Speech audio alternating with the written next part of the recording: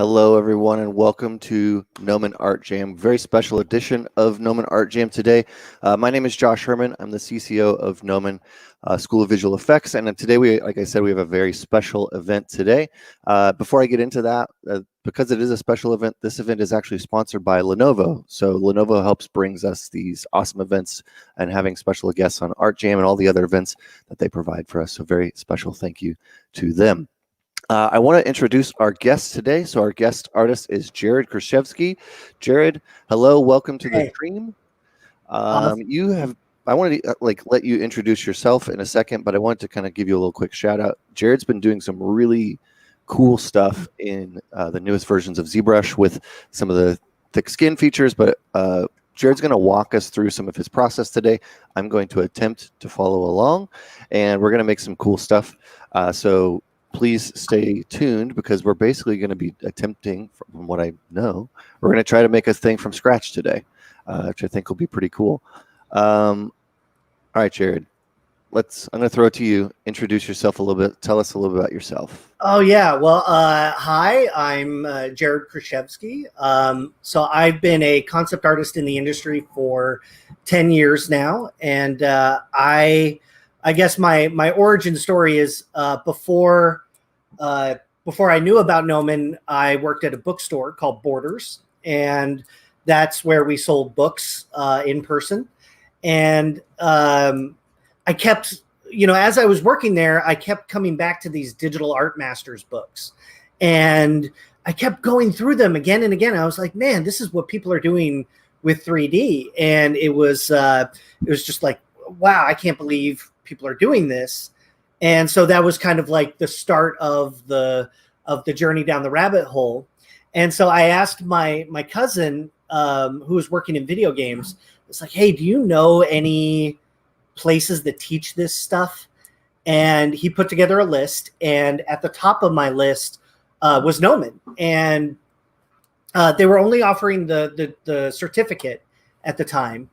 And, this is 10 years ago. What year did you graduate? I graduated in 2009. Jared's also an alumni. I was 2010. Yeah, okay, so you were afterwards. You were just above me. Right. And so that was my introduction to Gnomon. And I put together a portfolio. I applied. They liked my portfolio. It got me in. And it was 2 years of my life. And I kind of really wish that they had the BFA because I would have stuck around for it. But it was just a CG certificate. There were no paths. It was just, hey, you go in, you learn as a generalist, and then you kind of figure out what you want to do within that. And I ended up, at the same time, while I was at Gnomon, I ended up getting an internship at Aaron Sims' company. One of our teachers here, Jared Morantz, opened the door for me into the concept art world. So at the same time, I was working on my schooling. I was learning at Gnomon, and then I would go and I would work at my internship. So yeah, so for a lot of work. It was a lot. It was grueling 2 years, and the truth is my reel really suffered because of it.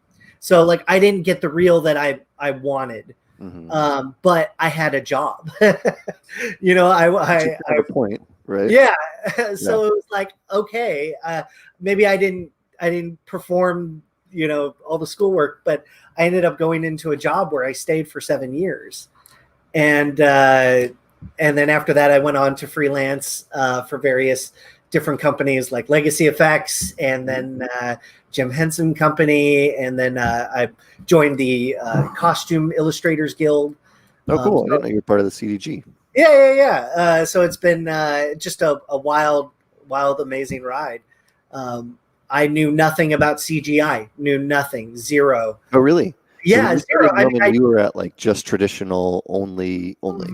I taught myself some basic Photoshop because the only way I could learn was through books. Because I didn't have the resources. I didn't know Gnomon existed. I didn't know concept art was a thing. Like I had a very nebulous view of what it was. Like I knew it existed, but not that this was a life choice. This was not a career choice for me. Sure. So it all was a surprise, and it all just kind of came together. And this was in the latter half of my life, so I was already about to turn 30. I already had a prior degree in theater and art and film study, but I didn't know what to do with that. Like it just, like I don't know. It's a degree, and then what do you really do with that? Sure. Liberal arts degree. And so then I went to Gnomon, and it was amazing. It's like Hogwarts for CGI because everybody there is a wizard in their own right. Like they're all amazing, and the teachers were amazing, and so I'm just like, wow, these are my people. This is what I want to do, and it all just kind of solidified. And I remember the first day of class, I knew I was in the right place because it was Maya 1, day 1. And I'm sitting in lab 5, and you're already like, wow, computers, and and a tour rolls through, and it's a bunch of people huddled around one guy, and they kind of do this like, yes, and they scuttle on through, and our teacher turns to us and he says, "You know who that was?" And we're like, "Who's that?" And he's like, "That was J.J. Abrams." Oh, nice. You got to see JJ on like your first day of. That was day 1. So that was like I felt like it was a good omen. Yeah. And now right next to you is JJ's Stormtrooper. Yeah. Yeah. And full circle. Yeah, exactly. Awesome. So I mean, it was wild. And that's when JJ gave his I say JJ like I know. That's when he gave his quote to, I wish Gnomon had been around, Sure. That's awesome. So yeah, that's my origin. Very cool. Let's jump into seeing some of your art. Today we're going to, like I said, I don't want us to chat too long because we'll be chatting like intros for too long because we're going to be doing a lot of stuff. We'll have a lot of time to banter back and forth. But I wanted you to open up or show a little bit of your art station, show off some of your portfolio real quick. So before we get started, people can kind of see what you've been doing recently and maybe some of the stuff that you've been working on. Sure. So prior to this, I've mainly been a concept artist, working in characters and creatures on various movies, games, TV shows, commercials, etc. One of the big projects I worked on was the Ninja Turtles, which was like my dream project. That was my baby, and I worked on that with a really amazing team. And so I've worked on various projects over the years. Krampus, Gods of Egypt, I did a lot of work for. Pete's Dragon, I designed the dragon for that, and that was one particular favorite. So concept art, I've been doing this for now 10 years. I've been teaching at Gnomon for 7 years. And what have you been teaching? I teach creature modeling and sculpting. Awesome. So if you take my class, we'll make some monsters together, and it's really fun. Yeah, I've heard from students that your class is really fun, and that you also teach a lot of speed stuff and just kind of very creative mindset stuff, which is good to hear. Yeah, I focus on design skills, kind of in 3D, and how to think like a designer in 3D. So yeah, a lot of that experience, and if you go on ArtStation and look up my name, you'll see a lot of student work that have tagged me in there. So it's just a great way to see all the students' work that they've done in there. So I guess what caught attention, the reason why we're here is because I started doing these clay sculpts, and these kind of came about because. Really, I wanted to test the new features in ZBrush because they added the clay thick skin, and I was like, oh man, I've been wanting to do this for a while, and I was just feeling, when you're doing design, a lot of times the poses are a little static, a little boring because you need to look at what the thing is, and sometimes if they're in a dynamic pose, you can't really tell what's going on with the design. So I've just been wanting to do more dynamic work, and Sure. this kind of just came about in a way that allowed me to explore dynamic, expression Sure. in form and character, and maybe try and tell a story. A little bit more storytelling, a little bit more mood, a little bit more expression. I think Yeah. if you look at a lot of concept artist portfolios, especially character, creature, it's a lot of design images, meaning it's a character standing pretty statically in front of smoke, usually. 3/4 turn of the head. Yeah. That's and so I was like, man, I just want to move the body a little bit, and I really didn't change any technique that I've been doing. I still build the figures the same way, and I just thought, okay, if I just render this in clay, it just takes away so much more information, like in a way limiting the scope of it.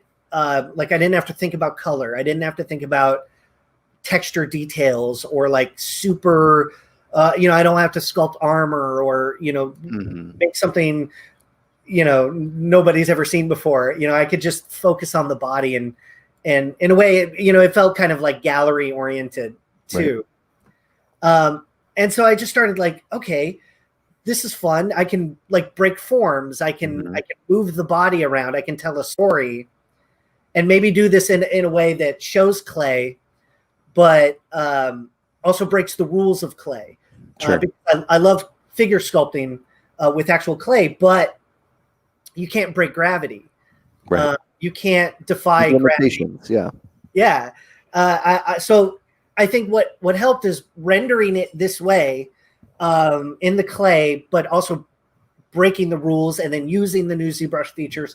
It all just kind of came together in this really kind of like fun way to tell a story and create some dynamic figure movement.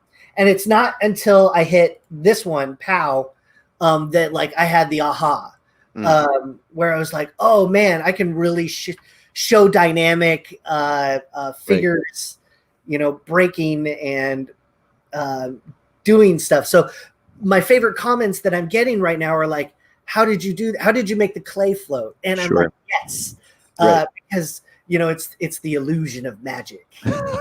Yeah. I mean, I think when I saw this one and the one before, it was a cool, you're doing multi-character scenes, which I think is a fun thing to do. You're getting to show some story. You're getting to break the, the traditional ZBrush, the traditional character design way. You're getting to do a lot of things that, and removing it from the very rendered photoreal element. It kind of lets the viewer fill in some of that information, which I think is cool. When I started seeing you pop these up, I was like, one of my favorite sculptors who does a lot of this type of work traditionally is Simon Lee. Like he'll do a lot of multi-character stuff, and there's huge you can see his finger strokes or brush strokes where it's like he's not spending an immense amount of time on them, but the work is kind of very evocative of a scene or a moment like this. Is really cool to see all the power of that. Simon Lee is a massive influence, and I was fortunate enough to take his class. Oh, I did too. It's amazing. Yeah, and I swear, if you get a chance, take Simon Lee's class because he's amazing. But how he thought about building the figures really changed my brain, and I thought, man, how do I do this in 3D? Taking advantages of the things in 3D, but no one's going to sculpt like Simon Lee. But maybe I can sculpt like me and evoke some Simon Lee. You can learn from everybody and how they're doing exactly. Stuff. It's a mishmash of different influences. And of course, I love superheroes. I grew up with superheroes. Grew up in the back. I spent all my time in the back of a comic shop. So powers and dynamic, things like that. They were always something that I wanted to do. So, and what I really fell in love with is like the feeling that like this is a still image, but it can generate so much motion. Yes. And that's that's what was so hard to do, is like, how do I make each frame look like it's moving? And so I figured out some kind of cool ways to do that. And I don't think what I'm doing is particularly unique, you know, in the same way that like, hey, we've been digitally sculpting for years. Clay renders have been around for years. Sure. I don't know. I just felt like I had a lot of art in me to get out. Mm-hmm. And after years of doing just static, you know, 3/4 turn of the head, I was like, okay, I want to break some stuff. We'll try some new things. I want to try some new things, you know, and I figured out some ways to like make it kind of work, and still not there yet. It still doesn't have that thing, but I don't think any piece really does. Yeah. But then I did this airbending series, or the clay bending series, and this just, you know, I'm a huge Avatar fan, so this really helped. You know, how do you sculpt wind? How do you do X thing? Yeah. Right. How do you do X thing? How do you sculpt wind? And that became really challenging. I did a lot of different takes on that before I got it right. That's awesome. And then so you get to all these different fire bending, water bending, you know, all the different bending.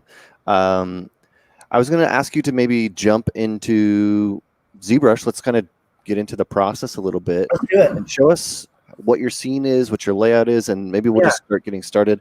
Jared also generously provided the file to me, so I'm going to be working from the same point. I did a little bit of pre-work of posing on my end, so we can have a little bit of jump start. But talk us through how you have the scene, why you lay it out like this, and what your workflow is. So basically, a big part of this is prep. So before you can actually dive in, you got to prep everything out, right? And every time I basically built a buck, right? And it's just a figure of, you know, kind of breakable geometry, right? Everything's kind of separate. And this way it just allows me to move parts around really quick. So nothing's welded, nothing's kind of come together like this. You know, so this way I can break things up. And this figure has kind of evolved over time. And once I was like, oh, I need to do this, I need more flexibility here. Like I split the glutes off because I realized the glutes needed a little bit more flexibility on their own. I gave you one with the shoulders cut out. I eventually welded them back in because I was like, posing the shoulders out, and then Geo was getting thin. So yeah, it's an evolving process. And then one thing I do is I start with one basic head sculpt, and then I just build out from there. So instead of like reinventing the wheel, I'm going to resculpt something new every single time. I'm just saving time by sculpting expressions. Sure. So this guy, I started with a blank first, right, which is just a standard kind of face, sculpted some ears on it. And then I worked on, you know, just a neutral face. That neutral face then became like various expressions that I worked with over time. And if you're over here, you can turn on LY symmetry, local symmetry, and work on an object even though it's off of the grid, okay, cool. off the center space. So I'll kind of duplicate a face over here, and then and like, you know, make changes, and, you know, it's real fun to like push and pull clay around, and, you know, come up with different things, you know. So there's a lot of variety, and what this does is this allows me to move forward without starting from scratch each time. And so this just became various expressions, and then, you know, same technique here where it's just I just took this eye over here and just like moved it over. Right. And I don't have a lot of hotkeys, but I do have mirror and weld. Mirrored weld. Yeah. That's a cool technique. So you're moving it. So you're just kind of like finding a shape, basically. Yeah. Yeah. Welding it. So there's no like, and then you can just like move over there, and then boom, you know, you got a Cyclops. So I don't have a lot of hotkeys, but I do have mirror and weld. I have delete by symmetry, and then I have mirror, which then send it over to the other side. But and see, local symmetry is on, so I have to. Anyway.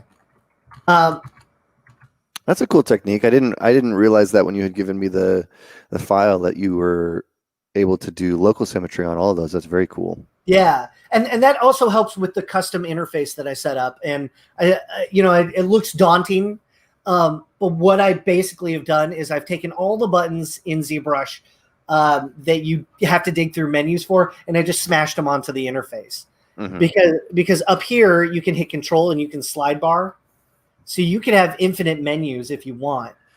I just learned about that control thing recently. I was like, oh, you can add more stuff up here. That's very cool. I forgive me, I don't remember who showed it, but when I saw it, I was like, oh my God.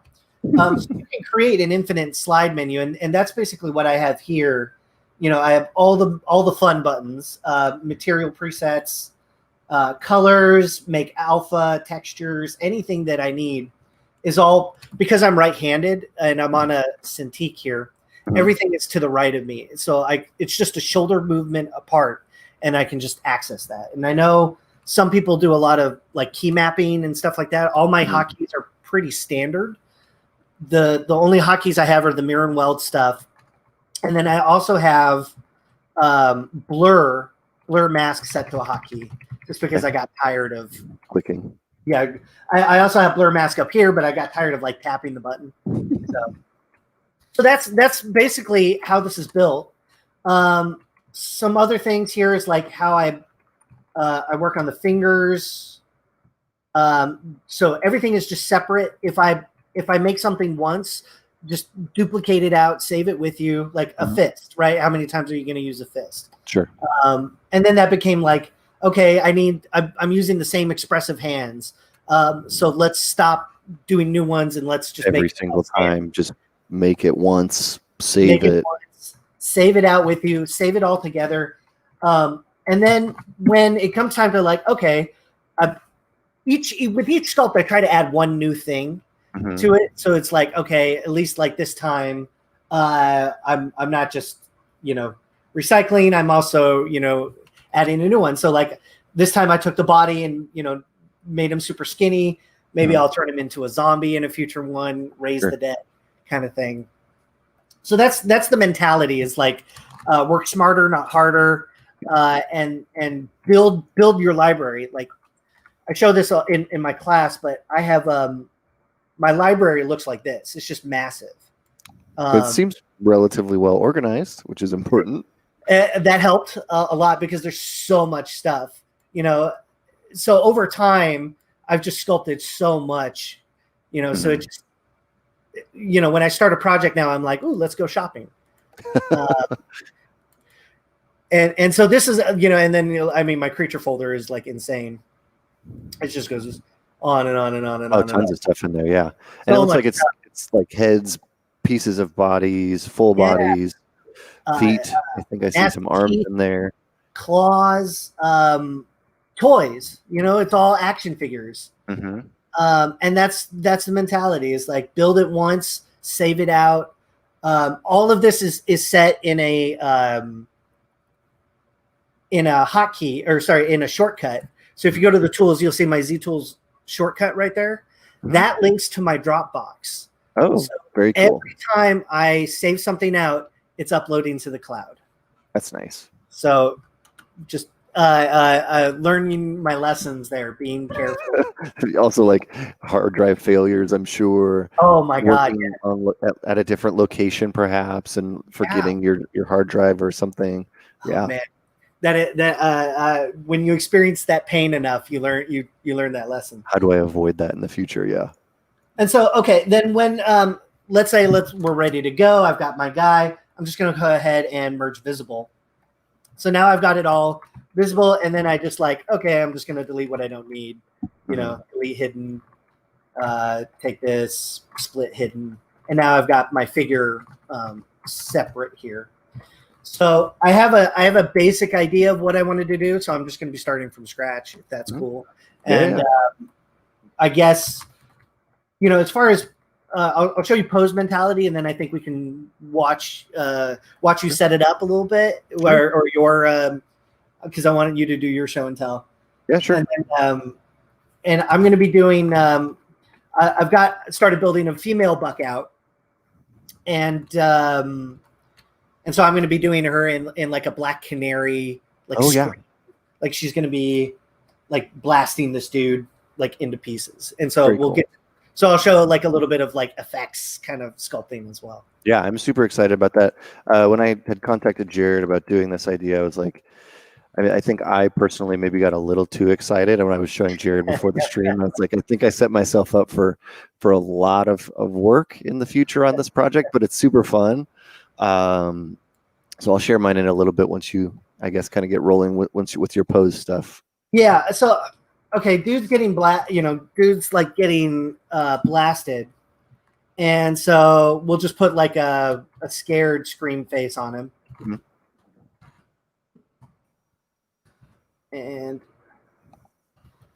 And not to cut you off, but chat, if anybody has any questions for Jared or questions for me or just general questions while we're kind of going today, feel free to ask them.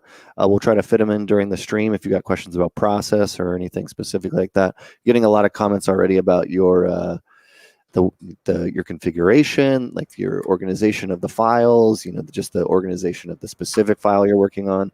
Yeah. Very cool stuff for sure. It seems like a workflow that you have worked through many times. Like it's a lot of iterations to find a way that really works for you. Yeah, and it's always evolving. Like when something's not working, dump it and then try again. Like if you find that you're having to go through a lot of steps to get to something, it's not working. You speed up your workflow. Like for example, hotkeys on what do they call them? Quick pins or whatever.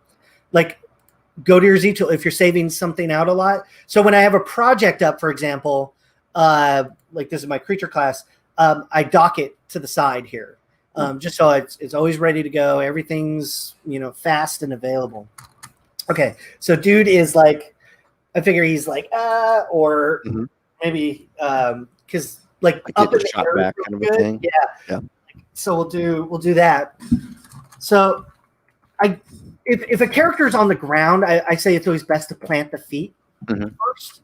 But since he's going to be in the air, I think we can just go ahead and break these rules. And it's not going to be anything else other than like me selecting stuff. That's fine. Right. But the mentality is basically, okay, we have the gizmo, right? We're going to be moving things around a lot, holding Alt to move the gizmo around. I guess some basic mentality things. One is I'm never in perspective. Okay. So perspective is only off. You only check perspective to see if it's working or not. The reason why is because all the rotations I do are camera based. Right. So I'm just moving it. That way, it doesn't matter where the gizmo is in space. It only matters where the location of the pivot is, because that's the big one. Now, so if he's like, okay, and then getting your body into it is a big one. I was going to ask you about like physical acting when you're doing a pose. Like how often do you get out of your seat, get in the pose? All the time. All the time. It's that it's that acting for animators kind of thing. Yes. Yes. You can't. I don't think you can really sculpt something unless you feel what your body is doing. So all the time I have my wife take embarrassing like pose reference photos for me. Yeah. And she's a good sport. That's very well hidden, I'm sure. Yeah.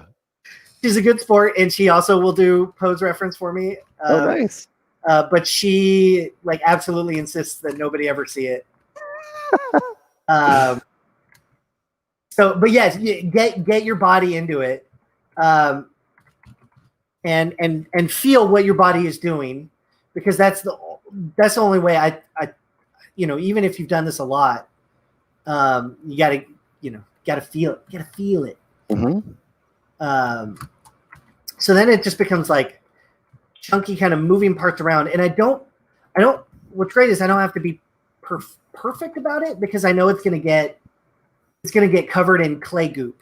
That was what I was going to ask you. Seeing the model as you know, Jared had shared this with me, and I was kind of playing around with it on my side.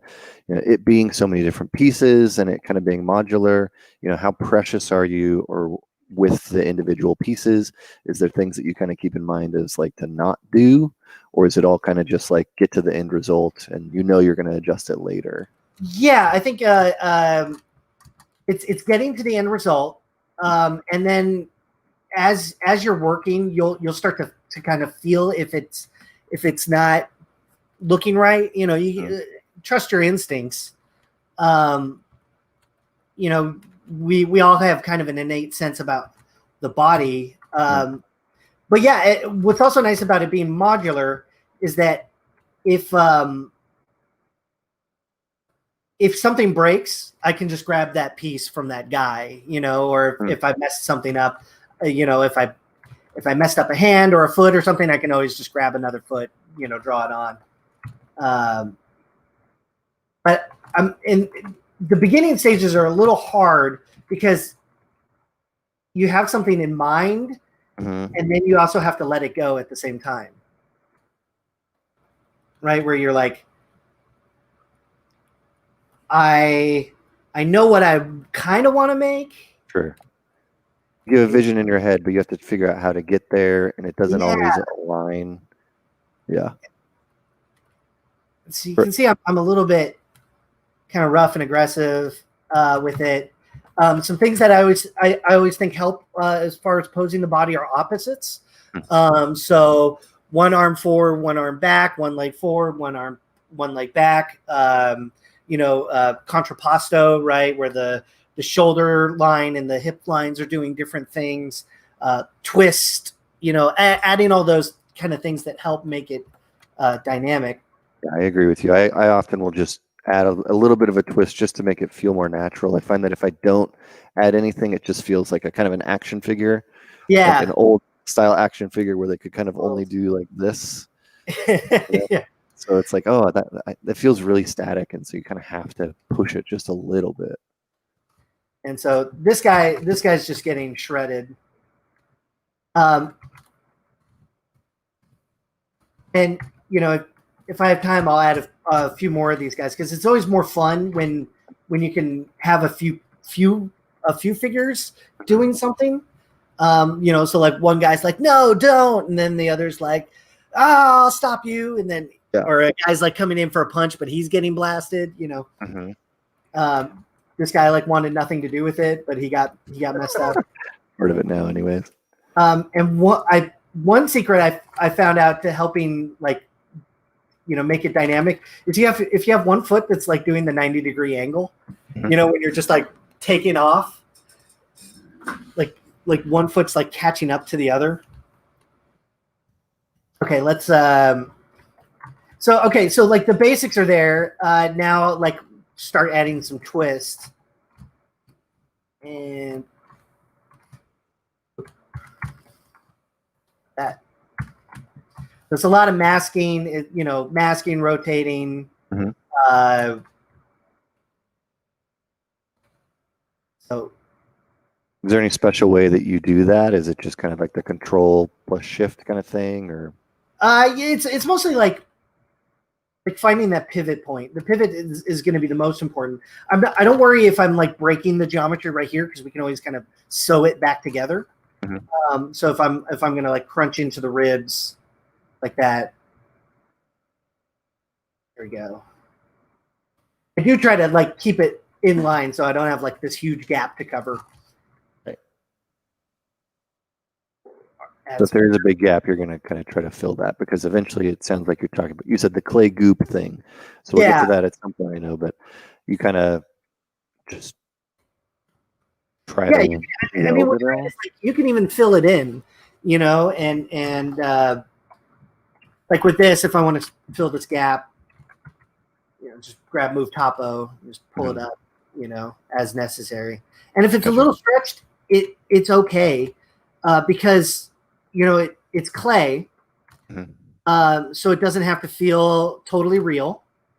And we can, you know, have a little bit of forgiveness there, you know, and in the end, like it's all going to get that clay, you know, mush on top. and we'll do some other things to kind of like get some dynamics in there. Let's see. He's being thrown back. I think we're good on this guy when now we can start like posing her up. So I'm going to do like I was debating either maybe standing and she's doing the scream, or she's like floating. You were saying that you have one on the ground and one not on the ground, but when we were chatting beforehand, you said that if you could get somebody off the ground, that was a good way to add dynamics to it. So I think what I'll do is I'll do the stance just to show how I like ground a character. Sure. And then we'll do maybe she's like blasting the dude into the air. I think that'd be cool. Okay, so I grab this, merge visible. This becomes the base. Hidden. The auto group. You can see just like everything's at a button's touch. So I never want to dig through menus. Delete hidden. And that's just because it wastes time. Yeah, I mean, and it's those little things, digging through menus, trying to find that button. That stuff adds up over time. And if you have a limited amount of time, like all of these sketches that I've done, I do in about 4 to 5 hours, because I'm usually doing them in between projects, right? Or it's like my night crunch. Is that where you're just kind of working on stuff by yourself, or what is? You get a lot of questions about people balancing professional work, personal work. Well, as far as balance goes, I mean it's hard because it's an addiction. Making art is really addictive, and especially if you're doing something that people are enjoying, that's also addictive. Encouragement. The encouragement that I've gotten out of this has been like a huge motivator, versus when you're not hearing any response from people. You put something out there and it's like crickets versus putting it out there and people are like, oh, that's amazing. Yeah. You're like, well, I guess I just do this now. Yeah. I know it's almost impossible for many of your pieces, but I know you have done 3D printing. It would be very interesting to see some of these as 3D prints. Obviously, the floating elements of it would make it really difficult, but it would be super cool. See, that's the thing that's really hard, because I want to 3D print them. People are demanding it, or asking, like, where can I buy these? And I'm like, how do I do this? I don't know how. Yeah, I don't know how. Neil Biggs on Twitter said I should encase them in resin. Oh, that's an interesting idea. Clear epoxy resin, and that would be one way to do it. So I'm open to ideas, but like I don't want to have to engineer these prints, sure.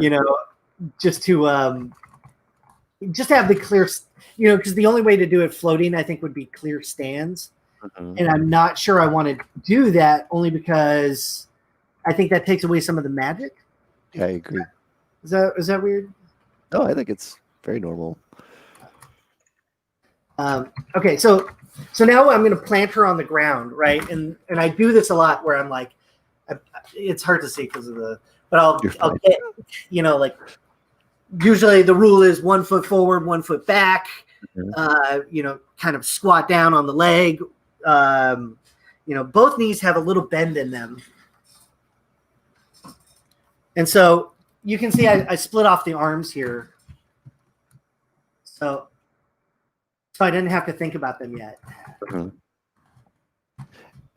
Do you have a specific way to kind of like approach posing of a figure? Do you start with the torso, the legs, the arms? Is there a specific area you focus on first, or is it just the general emotion of the pose? I think if it depends if I think the character is vertical or horizontal. So if the character is horizontal, like they're flying or they're doing something like that, then I say put them on in that pose first. get them horizontal. But the next thing I do is just pose the legs, get the legs planted, and then it'll start to feel good. Like, so I go from the bottom up. I guess is the short answer to that. I'm gonna start posing one of my guys here as well. So I'm gonna, as you get your pose set up, I'm gonna show a little bit of where I was and how I went maybe a little overboard. So when Jared, we had talked about doing this event, and I got super excited. I kind of did a bigger scene. I was like, he was like, do powers, and so I kind of was like, oh, that's a great idea. So I kind of have got this little bit of a scene going on now, which is definitely a lot more work, but sort of this group of people, faceless people that would be like coming at our protagonists or heroes. And so we've got kind of like our eye blast guy, our telekinetic guy, and then I'm going to pose this character here as our sort of hero front fighter. Jared had a really good suggestion for doing like a big front kick. So I'm going to try something kind of like this one. Yes. It could be pretty cool. So I was Googling some reference while we were chatting. So I got to get that all set up. But this is, like you were saying, it's addictive because I'm kind of like looking at this and also, playing around with your, whenever somebody else gives you a file or gives you a scene and gives you insight into how they're working, it's kind of fun because you're now like saying you have to kind of like reevaluate how you work or a little bit to work within that. So it's like, okay, you're using all these different pieces. How am I going to pose this character? Like, okay, I kind of want to get like this torso here. How do I kind of figure out? I took the heads and the hands that you already had. Figure out how I can make this character work, and I have too much stuff in the scene, so I'm gonna have to hide all this. Well, one thing I do is I'll a lot of times I'll split off the hand or group the hand together as one group. But I'll split off the hands and I'll just kind of work with stumps, right? Just to get the arms where you want them first, and then you can always hand. That's a good idea because then you don't have to worry. Like because you already have your scene set up in the way that it is, you can kind of like just focus on the gesture and then grab one of your other hands later to like just to fit in there. So I'm going to kind of get this all set up a little bit using my reference as well. I'm going to have him kicking this person right here. Awesome. I think I'm just looking at this I love UFC reference.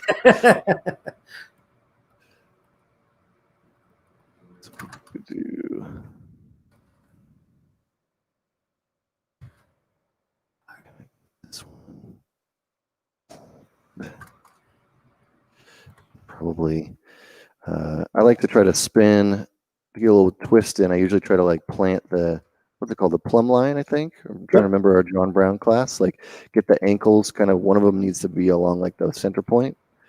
So I usually try to find some way, whether it's rotate or just squishing it, so that one is definitely balanced. And I guess if he was doing this kick, usually you plant your foot and then you rotate your hip. So this hip would be backwards, I guess. So that's kind of how I think about it. Is I'm like, what is the planted foot? And then I go backwards and I say, okay, so now that means the whole bottom should be like rotated this way to get that hip gesture rather than it just being like square from the top. Like give it a little bit of that angle. And then probably also upwards because it would be carrying the weight of the body.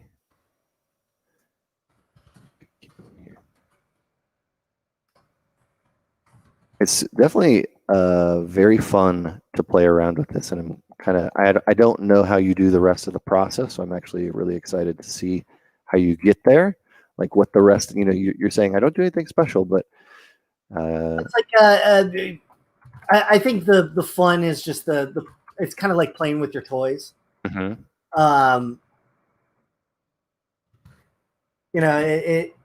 I grew up with the action figures and going like pow pow pow, and now my kid does that and it's awesome. Yeah. And that's that's kind of what it just feels like. It's just playing with toys.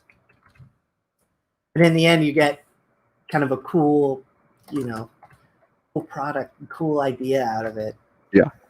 But like the biggest, like the front end stuff of all of it is the posing, right? Mm-hmm. So getting the pose to work right. That's the biggest thing, because that's what I think people are responding to. People are reading. It's the dynamic energy, Mm-hmm.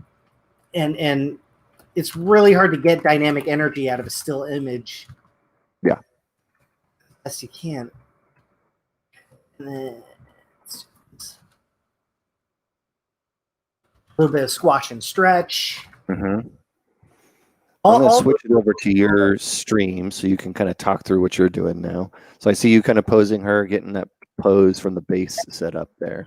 Yeah. Okay. So I've got the legs planted, and one trick I'll show is that like once you've selected all your guys, you can do this, and think about it this way: is you're either posing one limb this way, or you can pose the whole body off of the limb like this, right? Mm-hmm. So like if I really wanted to push the body, now that it's balanced on that limb, I could really go pretty far and push that.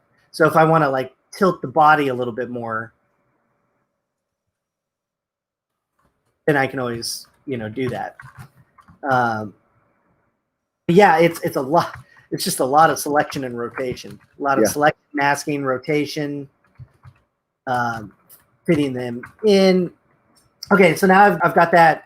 I've got her arms here, but because her arms aren't really, they're both kind of doing the same thing. I'm mirroring or delete by symmetry.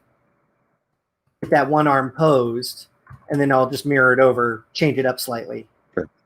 So she's back. You got a question asking if your mannequins are for sale. I am getting what these guys. I think we're talking about the file, but I don't know. Part of me like I want to sell them, but also the other part is like, so I don't know yet. I don't know. I think if someone, if there was interest in a Kickstarter or something, I think it would be rad to see these cast in bronze, because I know bronze can support the weight. Right. But, and then other people are like, sell the Z tool, do the, Sure. I don't know yet. I just don't know. I know people are asking, and, in this era, we should always be thinking about monetizing, but I don't know yet. Not sure yet. Right? Yeah, I get it. I don't know. I will consider. Maybe in the future. And people have also asked me like, hey, sell the buck, and I'm like, right. I could also do that, but like make your own. That's the point is of getting to do this. It's definitely worthwhile and definitely doable to make one of these. And I think you'll learn more out of making your own than, if you bought mine. I mean, if you bought mine, that'd be cool.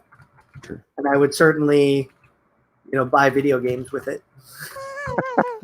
But, I see this a lot in some of the concept designers. One of the first ones that I really recognized who was doing this a lot is Vitaly, when he was doing all of his kit bash sets. His kit bash sets. Obviously, a lot of people bought them, but then a lot of people use them, and you kind of see this like everybody starts using it kind of thing.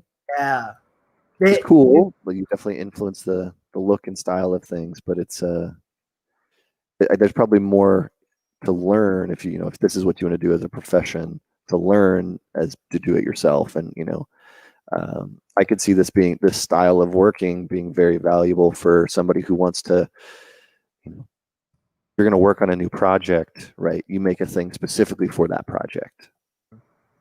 I have, I use kit bash sets all the time. Sure. And it's just kind of what you have to do in terms of just speed and getting a job done. So I don't want to bash kit bash.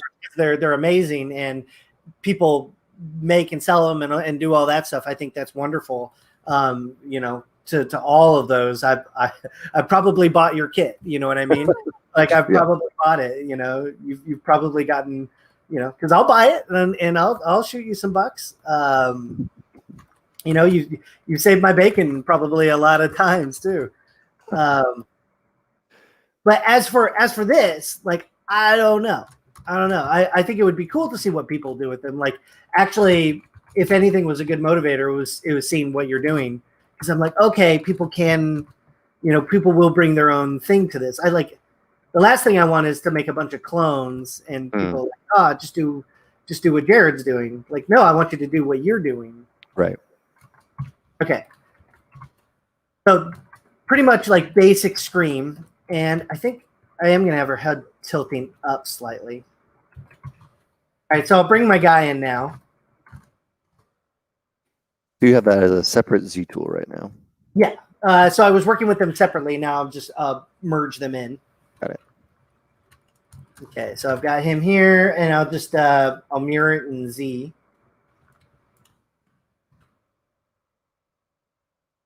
And then I'll probably like throw him up there like that. Mm-hmm. He's getting like,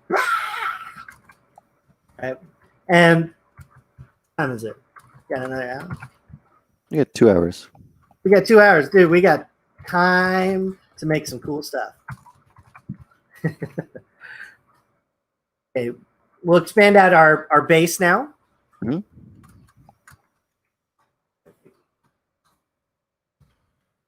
That's kind of what that cube you had put in there was. Right. The cube serves like a couple purposes. One is that having something to ground your character. Because if you're not grounding in space, it's hard to get a sense of, that space is infinite. Mm-hmm. So that's one of the first things I'll tell my students is throw a cube underneath your character, ground it so you can plant the feet, really get those together. Fists here. And then for the fist, I guess for posing these is I'm holding Alt, and if you Alt tap, that puts your gizmo, wherever you want. So I'll just Alt tap here, and now I've got a nice way to kind of rotate the fist around. Totally. So you're just kind of putting it wherever you need it to be.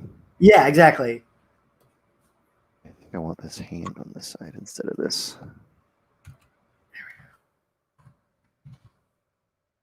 And maybe we'll rotate that.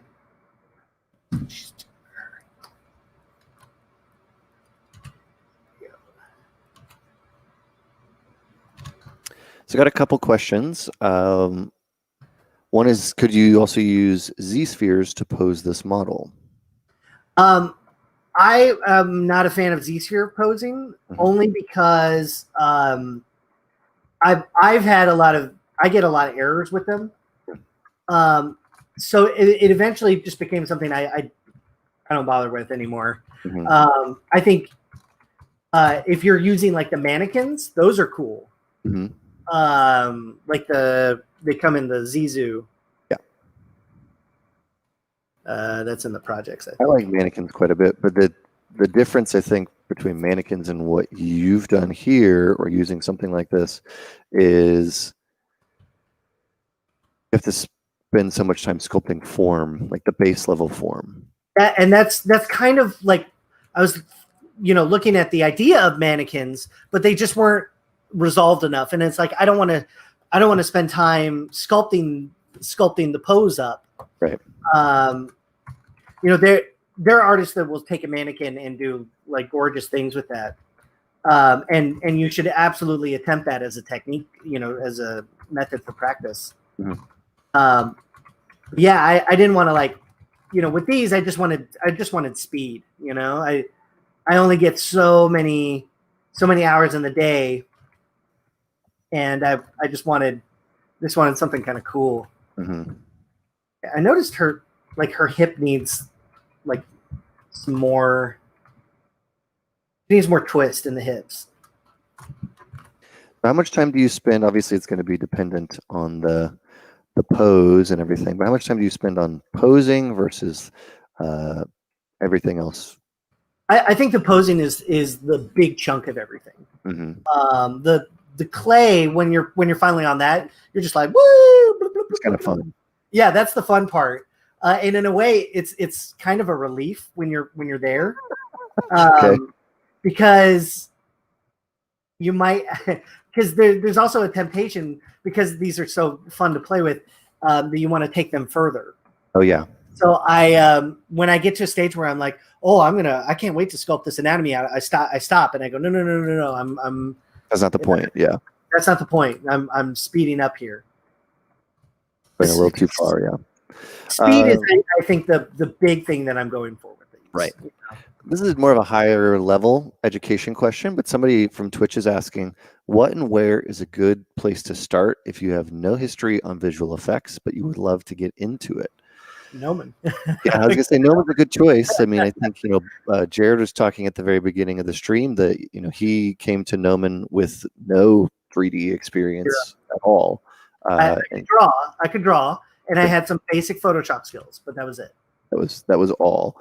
So I mean, I think just kind of getting, there's so many resources out now that from the streams we do to other places that you can find really good ways to just get in. And I think it's, if this is something you're interested in, I think if you're serious about it as a career, yeah, you should seriously consider an education beyond the internet.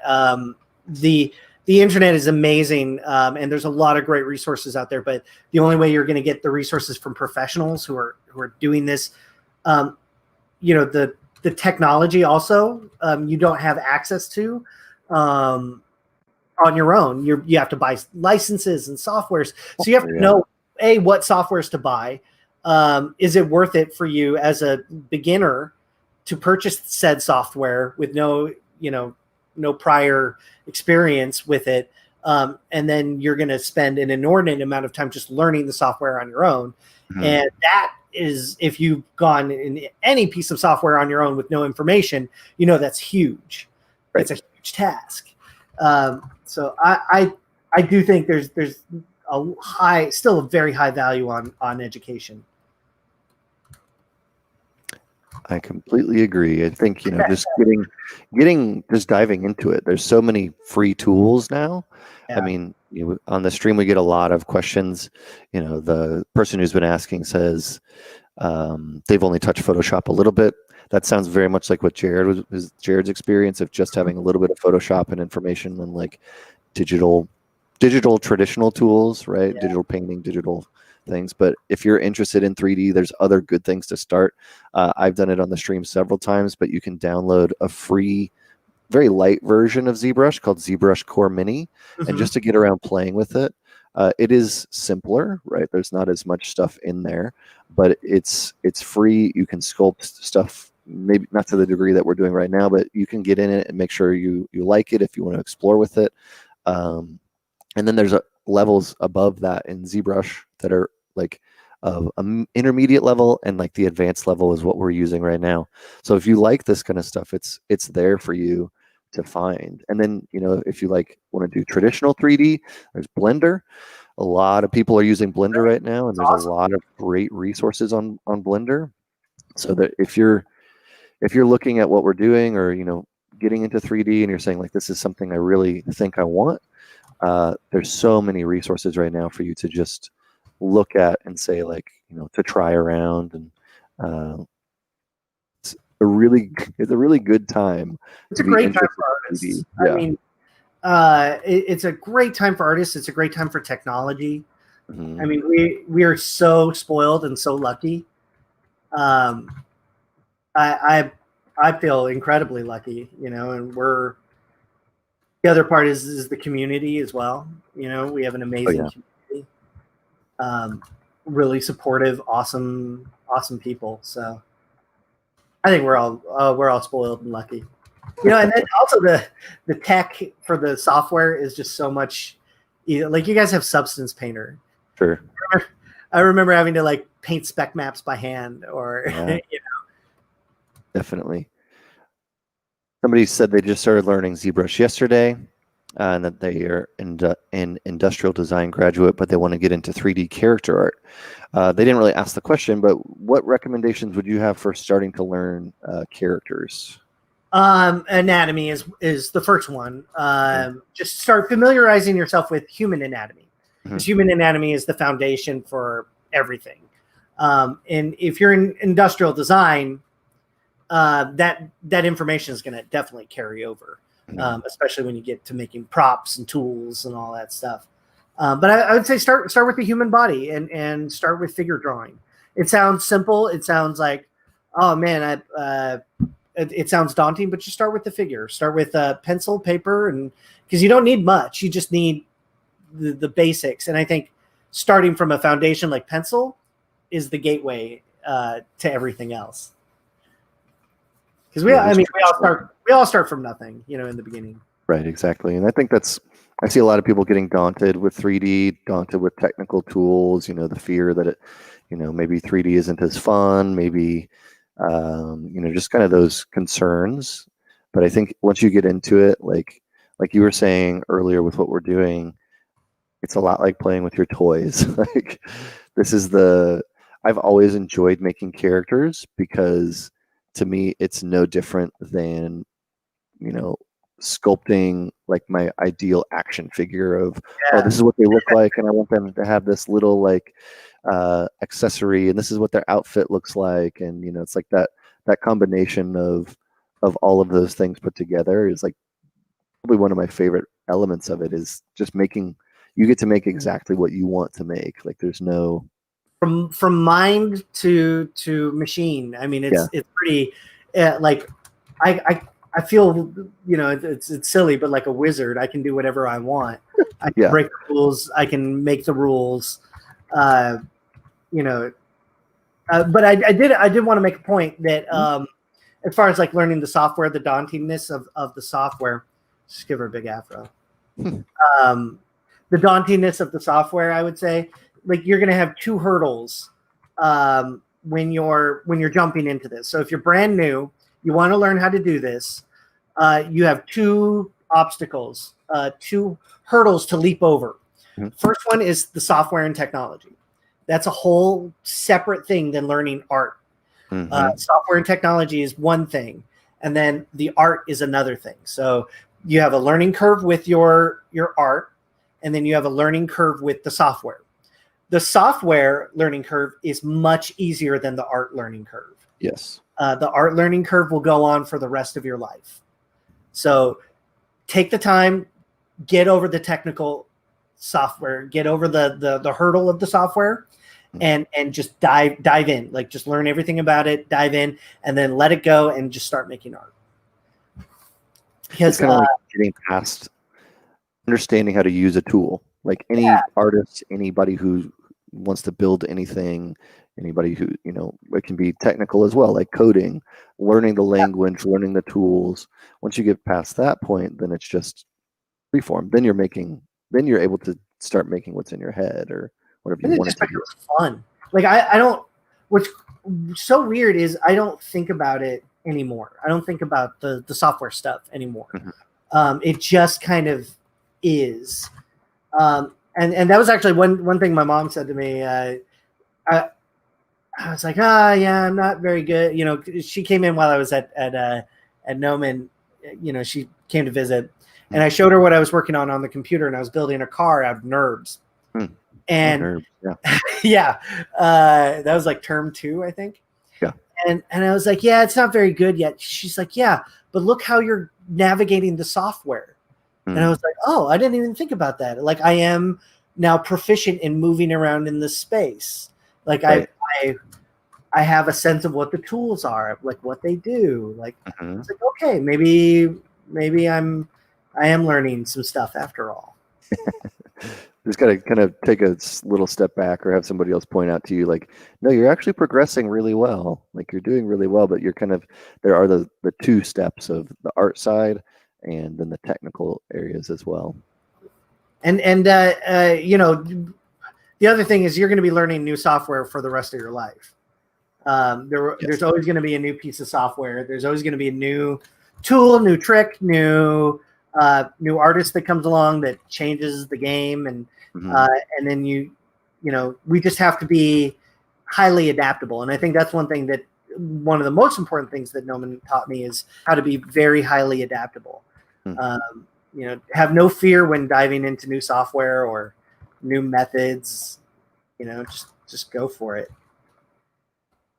I think that's because having a strong like art foundation, once you have a strong art foundation, you know that, kind of what you were saying, that once you progress past that technical part, that you will be able to get the soft, like you will be able to just almost work without thinking in a way.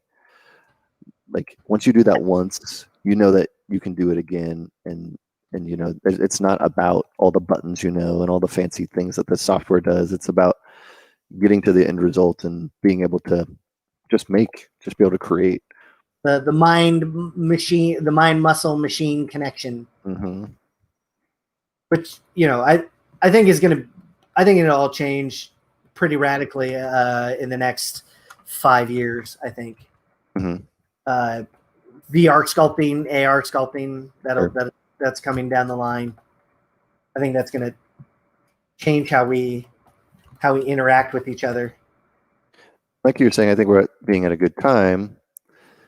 Like what that is just making it not more accessible, but more artist friendly. Like when you look at the tools that we're using right now, digital sculpting is not new, but it's in the time of art, it's pretty new, right? So that people are able to sculpt just like they, especially the stuff that you're doing and the advances that like ZBrush is doing with the just even the thick skin feature to make it feel more like clay, or the Dynamesh features, or everything as it progresses is just making it easier and more artist friendly to create without having to. It's like what Procreate did for iPad. All of these people suddenly got access to Procreate, and the work that just came out was just. So I think in a way, like artists are getting supercharged, in ways. And I think Gnomon was definitely is a part of that supercharging artists, because the demands now for art are very high, not just social media engagement, but like film and television and video games, and so much demand for it. Yeah, it's interesting. I mean, questions, obviously Gnomon's got a great history of placing people in the industry, the placement rates and all that. But I think, there's always questions of like, is there going to be work when I graduate? Is there enough out there? And I teach one of the classes here at Gnomon, all the first term students. And I was like, I don't know if you guys saw like over Christmas, like Disney taking over Instagram and releasing all of those projects. Like every single one of those projects is going to have tons and tons of work in there, like, and that's just one company trying to do this. It takes an army. It takes an army. Like, sit through the credits of any show now, any show, and just watch it roll, because it is there's a lot of people involved in all of it. And now that the streaming wars are in place, content is at a premium. A lot of good content requires good VFX and good design. So we've got a question from Twitch, which is saying, well, there's two. Is there any sources that you read to keep yourself up to date, like magazines or other people or anything like that? All of it, and information comes from a lot of different sources. So I get news. Most of the news I get on software comes from friends in the industry posting on Facebook. And then I guess the worldly information, I get a lot of stuff from Reddit. Artists on Twitter posting things that fascinate them. So I'm Imager, all of it, everything on the internet, because I'm on the computer all day, every day for long periods of time. So eventually you just learn all the avenues on the internet. But you learn to source information from multiple places all at once. documentaries, things like that. So, I mean, just once the floodgates of curiosity are open, it all comes in. Just let it all come in and just absorb in your little soup of a brain. And it's if you ever get a chance to read a book called it was written in the 70s, but it's called Future Shock. Okay. And it's by Alvin Toffler. And this is my bookstore training coming back. But he wrote about how there's more information than the human brain can process. And we go into a sense of shock about it. Like, after you've been scrolling all day and you've been looking at a lot of information all day, you're just like, ugh. Yeah. Like your brain is tired. Like, you're just decompressing. You ever do this, you're like, ugh, I hate it. Like, I don't want to pick it up anymore. And then 20 seconds later, you're like back. Be back, yeah. That's like information overload. So, I mean, we have sources and access to information now that's just like mind-boggling. But I keep up on all of it, learn a little bit about everything, because you never know where information is gonna come back.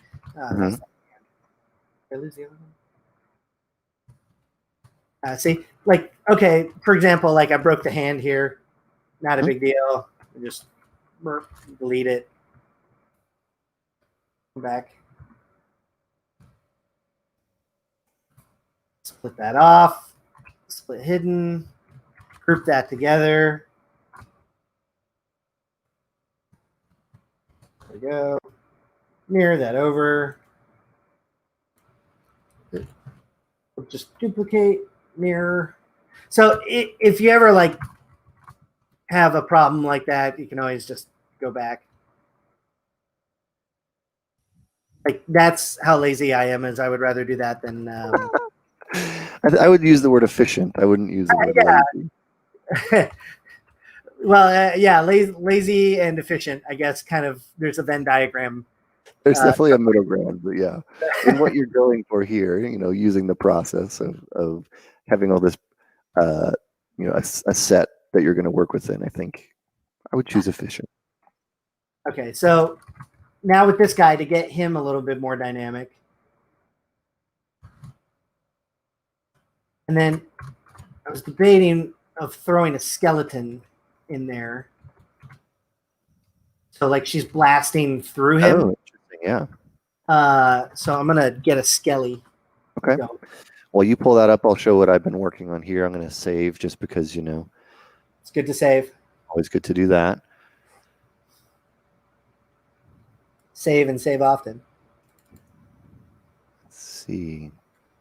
Somebody's asking questions. Is this for illustration purposes or 3D printing? This is kind of more for, I guess you would call it digital illustration or something like that. Not necessarily 3D printing. A lot of the stuff that Jared has been working on isn't really 3D printable. We were kind of talking about that earlier. It would be very hard. I mean, like, I think it's doable. It's just like, it's a lot of work. Yeah. Oh, I like that. So I ended up taking this other character that I had posed, or we had sculpted in another stream a while ago, and put them kind of in this background here. So I'm trying to think right now as far as like potential camera angles, maybe like compositions, things that could be interesting. What's fun about this is there's so many compositions that you can do now, and that's why I show multiple shots of everything, because it's like one is just not enough. It's too fun. Yeah, I definitely will not be anywhere close by the time this stream ends, but I think we'll be at a good point where I could spend many hours afterwards. But it's definitely super fun to play around with. Once somebody was asking, do you think ZBrush Core is a good place to start sculpting? You had the demo version of ZBrush, and it's overwhelming, even when working in 3D programs. I think any version of ZBrush is a good place to start. ZBrush Core Mini is a very light version of that's good, but ZBrush Core is a good one to start if you have played around in Core Mini and are like, yeah, this feels like something I would want to progress in, like I want to keep doing this. Then kind of like somebody was saying, like maybe work your way up the ladder a little bit to like the more advanced versions, you can definitely make cool stuff in ZBrush Core. I got a question. The go ahead. ZBrush classroom. Oh yeah, that's also where I got a lot of information in the beginning, and I always throw students over there. Everything's available online on the ZBrush classroom, and there's even in the Z script. mm-hmm. I think it'll even take you there, or in the help. Oh, in the help, you can actually, there's a little button for the Z classroom. I mirrored this guy too many times. I made one of these background characters, and then I think I mirrored them around, but I think I mirrored them too many times because I'm seeing like the same gesture. So I'm having to like take some of them and just repose elements of them.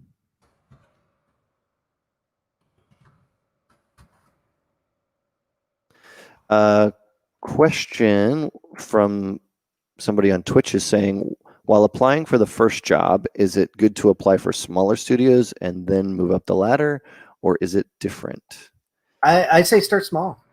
Yeah, I don't think it necessarily matters to most people unless you have like a specific goal. Like if you really want to work at X place, then try to do that. But know that very likely means that X place is probably like a AAA big budget place, and it can be hard to get there in your first job. So starting small also lets you learn a little bit more, and sometimes wear a little more hats. Because it is smaller, so you have to fill in some more shoes or learn some more stuff. So I think either, but I don't think there's a downside to starting small. I think, especially if you're just brand new and you're trying to get your foot in the door, mm-hmm. Smaller studios can be a really rewarding place to grow. Mm-hmm. And then you can just keep working on your portfolio while you're doing it. Let's go over here. Let's see.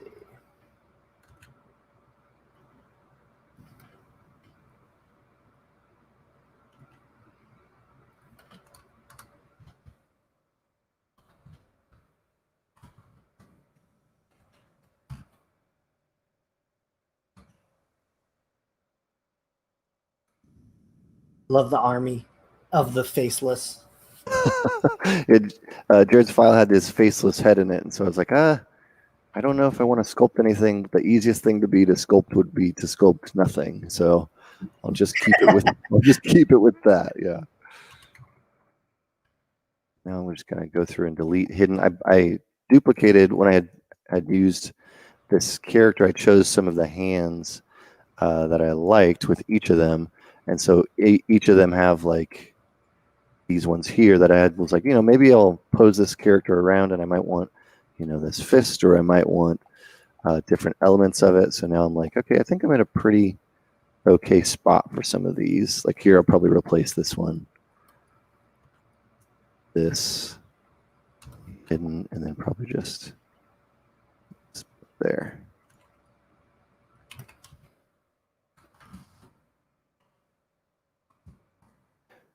Get all these other ones out of the way. So I think after I do this, I'll get a close point to I don't know what you would define as like the next step, but like when you start doing like the clay elements, when you feel like you're in a good place. Like once you're like, I think we're almost there.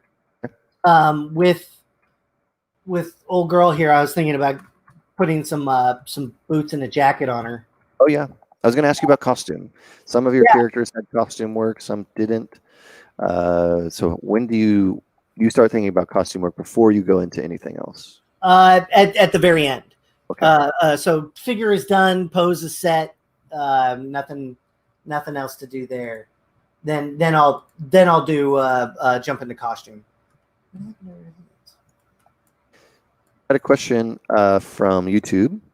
They're saying, hey, Jared, is it essential for creature designers to know Maya besides ZBrush when it comes to 3D creature design? I think it's always helpful. I think the more the more familiarity you have with software, the better it is. Is it if in specific design? Probably not. It would be you're doing ZBrush models, and then rendering in Blender, Keyshot, Maya, whatever it is. I'm render neutral, so I don't think rendering matters. It just depends on the tools that you need and are comfortable with. So if you're specifically rendering in Maya because you want Arnold and XGen and all that stuff, then yeah, you need to know Arnold and you need to know Maya. For design specifically, I don't know if it matters. You can do everything with just a few tools like ZBrush and Keyshot. The majority of the projects that I deliver would be in ZBrush and Keyshot. But I have had occasions where I have to go into Maya because they want fur and all that stuff. So I'll say yes. I think it helps. Is it required? Necessary? No. Yeah. Is 100% necessary? No, but I think it helps. Right. Okay. So I'm smashing this skeleton in here, and I don't really want to do like the whole skeleton because that would be too much. But what I'm going to do is just split this off. And then see when elements become too hard for me to manage, that's when I start splitting things off and working with separate elements. Like, okay, for example, like I have this rib cage, I could spend all the time blending that in to the body to make sure that it follows and all that stuff. But I'm not really going to worry about that because in the end, it's all going to get, again, turned to mush. And in a way, like a little bit of warp is going to help sell the energy. It's like the rib cage is flexible. And it can really warp. Like if you've ever seen slow motion videos, the slow-mo guys, you ever watch them? And you see them getting hit with like a baseball or something, punches or whatever, and there's warping that's happening at that speed. So a little bit of warp is okay. Okay. All right. So I'm going to call this, I think maybe I'll do a little posing on the fingers and then we're ready to start claying him up. Awesome. I'm going to isolate probably two of my characters or one of my characters since we got about an hour and a half left, so I don't bounce around on a little bit of them. So I'm going to focus on my two. I didn't want to like get too hungry and then I was like, I've gone a little too far, I think, with there's no way I can sculpt all of these in an hour and a half. So I've got my one scene that I think over time maybe I'll continue working on, which I'm enjoying. But I'll probably focus myself just on these. I like two those here. Guys. The this is Sparta. Yeah. And one thing I actually quite liked, in case you guys haven't are just joining the stream, Jared's scene that he works from for this is kind of you call it a buck, right? I call it a buck from William S. Buck. But I mean, call it a base mesh, call it a I don't know. I don't know what. So using this as I don't know. I like it though. Whatever it is, it's a cool way to work where each one of these is kind of a separate piece. And something that he's done in here is also taken a head. It has a base head, but as well as many other facial expressions that he's sculpted from a blank one to different type things here. I liked you had talked kind of almost going shopping when you start this project.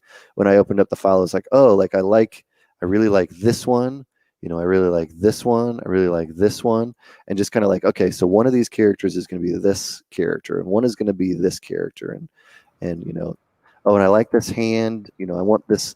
So even when I opened it, I had some initial ideas, but it was, oh, this is going to work really well for something. So I'm going to definitely incorporate that. Or this is really going to work really, well for, I'm going to take this and just going to start placing these things very quickly and positioning them, I think is a fun way to make it work for sure. I got a question from YouTube, which is saying, do you guys apply contrapposto every time you pose characters? We had talked about that earlier, and we do. Jared, when he was talking about that earlier, about trying to get a little bit of twist in the body. So whenever you're dealing with a character, specifically in something that's a dynamic pose, you want to find something that's going to get a little bit of twist to them, where it's the hips and this specifically like the counterbalance between like the hips and the clavicle or the shoulders is a big thing to do. And then also kind of keeping in mind where they're grounded, and what these things I keep in mind with that is what foot is taking the weight of the pose. And typically, almost always, that hip is higher than the other one, right? Because if it's taking the weight, then the rest of the body is kind of not sagging, but relieved while that's happening. And that automatically can help you right away. So like, even if we look at our basic character here, I'll kind of just show some of this. That's the wrong masking operation. But let's say we just took this and we say like, ended a little bit. This leg here would be the leg that is now taking the weight of this.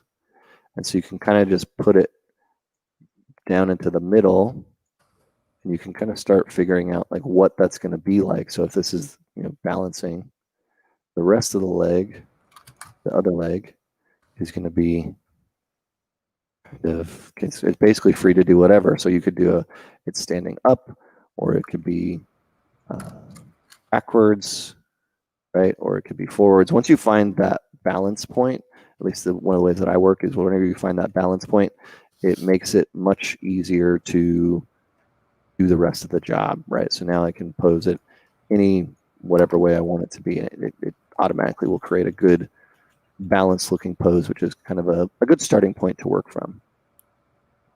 It's good. But yeah, great question from chat. And then if you guys have any more questions about the process that Jared and I are working through, or anything that we're working on, let me know. Go ahead and feel free to post them, and we will answer them. Oh, keep them coming. Keep them coming. Yeah, that's awesome. I love it. I'm going to try to isolate these two.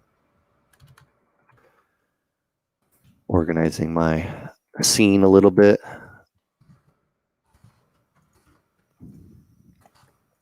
And I might, because it's just two, I might just clone them off into their own tool.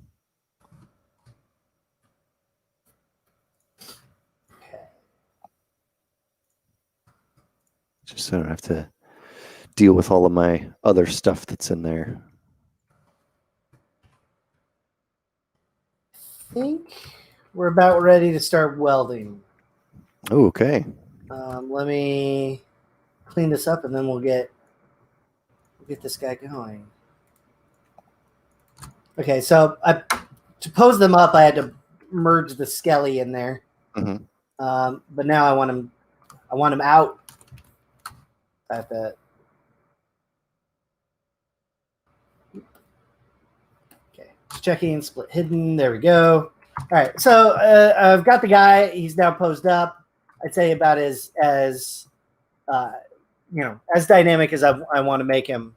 Mm-hmm. But now, okay, I'm going to start merging this together, and it's just making sure that if there's any elements that are kind of floating, just to kind of fill the gaps a little bit. Mm-hmm. Not that I don't need like watertight. I'm not going for perfection, but just double checking, making sure that everything's like kind of connected. This is just to make sure there's no errors. I'm assuming you're going to use some sort of a Dynamesh or something. Yeah, or just like, I don't know, does it not look good? There's a little bit of forgiveness, again, because it's going to be clay rendered. But okay, so now we're good. We're going to up my resolution, Dynamesh it all together. Okay, there we go. From How this, dense are you looking for your mesh to be? not super dense. I might have to decimate before I go to Keyshot. Yeah. So I like to hang around, under the 2 million stage. In total for your scene, I'm assuming, or are you saying per character? Oh, per character. Keyshot can handle quite a bit, but it really depends on your machine. So now I'm closing the gaps here, just kind of blending. Mm-hmm. And again, you can be loose with this because it doesn't, again, I'm going to clay over all this. But I want to like finish, like weld it all together, Mm-hmm. Like this is one thing I would normally fix is like the knees, this kind of area. But again, a little bit of forgiveness. It's all going to get stretched anyway. And so you're just using the clay brush right now? Or Just clay buildup. Yeah, clay buildup is my number one sculpting brush. Mm-hmm. So I don't use any other brush than this. But then, like, see, this is like when you start like melding it together. Mm-hmm. This is that temptation of like, oh man, I could just spend, anatomy there, yeah. I could spend some time on this anatomy and just like make it look so perfect and good, and but I'm trying to fight perfectionism. That's something that I want to make everything look perfect and clean all the time. So I'm trying to fight that feeling. Okay, so there we go. Now he's clayed together. Let's go ahead and I could also do her, but we'll just go ahead and show the process on this guy. Sure. Okay, that's it. So pretty easy after this. You go thick skin, turn that on. I mess with the thickness sometimes, but mostly I find the standard 20 thick skin is fine. Mm-hmm. Grab the thick skin clay brush, which is BTS. And that's it. I guess my logic for when I start doing this is I'm trying to follow the form of the anatomy. Sure. And then I'm also trying to follow the energy where the piece is going to. So if everything's, if he's going this way, then I want at least those strokes to also be following that flow. Right. So. Right. So it's either the flow of the anatomy or the flow of the energy where it's all kind of leading to. So like back here, there's nowhere that energy is leading. So then I'll just kind of like, okay, sculpt over the trapezius muscles and again, this is where it's really fun for me. Cause then I'm just like, woo! Just kind of feeling it and having fun. Just like, woo! I don't have to care. It's great. And then I usually do shrink down the brush a little bit for the face. Mm-hmm. Like I want to leave some of those details, but I also, want that clay feeling. There's some other techniques like that Michael Pavlovich was showing, mm-hmm. And Joseph Drust, and shout out to those guys for their amazing work. But you can, apply different alphas to these thick skin clay brushes and mm-hmm. and all that stuff. I found that I'm just sticking with the regular, just so thick skin clay brush. Yeah, nothing really crazy. And in a way, the worse it looks, the better it looks in render. That's good to know. Yeah. Yeah. So like you can make it look real. Because I'm like, oh man, maybe I'm a little heavy-handed on some of this stuff, and then I'll throw it into render, and I'll be like, no, this is great. And so when you were doing the thick skin, I'm about to turn mine on over here. Do you have a specific thickness that you look for as far as like the size of that? Just 20, just the standard. Yeah, straight up 20. Eventually, I will turn it off and just sculpt with the brush without it. Mm-hmm. Because then you can do some other cool stuff, and I'll show you that. But in the first pass that I'll do is the thick skin clay, just because it's on the surface, mm-hmm. and then we'll break that, and then And then I'll show you some cool like effects, blasty kind of stuff. So like, yeah, this is the fun part because like, okay, now it looks like crap. And in a way doing this, like it's a release. Like you're like allowing yourself to let go of perfectionism. You know, because when you're modeling or you're sculpting, and it's real easy to turn on that perfectionist button and be like, I'm going to spend all my time on this one area. And that's why I've loved doing this series, because it's allowed me to let go of that and say like, hey, you don't have to like, he doesn't have shoes. Like I don't need, you don't care if he has shoes. Every element of this is important, right? Yeah. Like, okay, he doesn't have shoes, and is he wearing pants? I don't care. It's just figures, just figures getting blasted by awesome powers. I'm a simple man. Okay, so then once everything's kind of clayed up like this, and I also don't worry about covering every area as well. Like if it's a little obscured here, then it's fine. But I do think in my brain, pushing the clay, like, that feeling of grabbing a piece of clay and smudging it across the surface. There's something kind of, even though it's a digital software, there's something kind of tactile about it.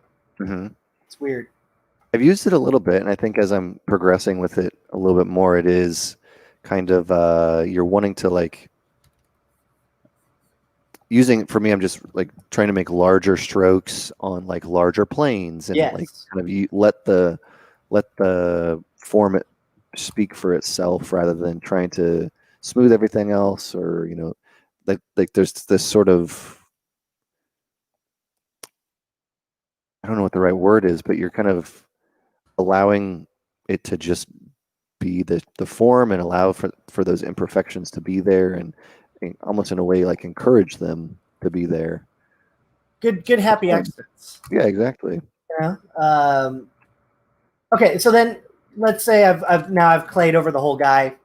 I'll turn it off, and because I know that he's going to be like, blasted, just the same brush, you can actually like dig in a little bit more, and it'll start it. I don't know what they did with this brush, but it has like some snake hook kind of properties to it. And it kind of pulls the clay. And so again, I'm thinking about the flow of energy, like from her to him. So I'm trying to keep with that angle, this big strong angle that's happening. This is where you're not just focusing on, the one figure, but you're thinking about overall composition of what's happening now in the scene. And so you're thinking about how does, in some ways it is the individual brush stroke, how that works for the overall composition, how it's providing energy or dynamics to what's going on. I think that's cool. And then I'll switch out to another brush, and I'll use the rake brush. And because raking is big in traditional clay, that's how you refine forms. But I use the rake brush, set to subtract here, and I'll do kind of two things. One is I'll kind of like crosshatch maybe where shadows are. So I'll just kind of crosshatch. Oh, yeah, okay. Or then I'll also use it to help describe like speed lines, like going this way as well. Again, I need your consent on a few. My phone decided to. Just need to interrupt, yeah. To you. And then again, like kind of following the flow of the energy. So it kind of acts like a cross-hatching in a way. Yeah.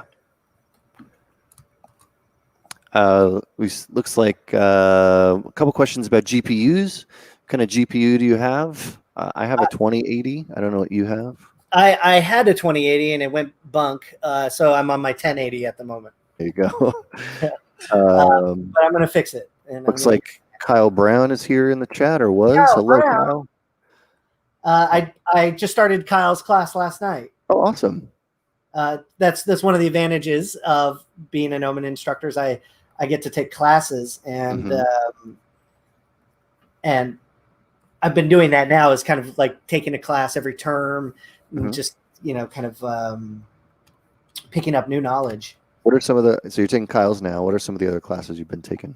I took map painting with Marcos. Oh, great. And I took characters for games with Gnomon. Nice. Yeah. And all excellent courses. And I'm assuming that's all online. It's all, yeah. I miss teaching in person, but the online has had some pretty cool advantages. So, because in case you guys are joining or don't know, Jared is our creature design instructor, right? Creature sculpting instructor, right? Yeah, Kyle's creature design, and I'm creature. Here we go. Okay, so now that I've got some motion, he's clayed up. I'm going to do the next thing, which is I'm going to add like some speed lines. And again, just following the flow of the motion. So using snake hook for this. And this was just kind of like figuring this out was like a little happy accident. So you're just pulling with snake hook right now. Yeah, and just pulling in the direction of the motion. And just picking some like choice spots. One where I know it'll like break the silhouette. Those are really helpful. And it kind of works from any angle. It's a weird kind of thing, right? And just kind of, I don't know. It acts like speed lines in comic book art. Okay, so I've got that. All right, now let's do some like real blast stuff. And what I'm going to do is I'm going to go to my surface noise. If I do anything crazy, save. Oh yeah, gotta make sure you do that. Always save often. Good reminder, by the way, is turn off enable saving and skip loading on your undo history. Oh yeah. And then turn on skip history on your quick saves, and your saves will go like that. Okay, so surface noise, right? We're just going to mix a basic noise in there. Before I do this, I'm going to store a morph target just in case. Okay. Okay, strength. We're just going to up some noise. We're going to up the scale. And just hit OK. All right, so now we've got this really nasty, ugly noise on there. Turn that, hit this button, mask by noise. And then sharpen that mask up. So now we've got this like really gross, it looks like, disease. Sure. But what we can do is I'm going to draw a line from my transpose so I can follow that energy. And here's the magic. Boom. Oh, I love that. So you're using the transpose line almost like an action line to be able to know where it's coming from. And then you're using the mask there. And I'm sure, not to forecast into what you're doing, but that morph target could probably be super valuable to you to go back to the original part of it. Absolutely. So that's awesome. Boom. And then what I'll also do is I'll scale it up a little bit and move it. So it's blasting up and out.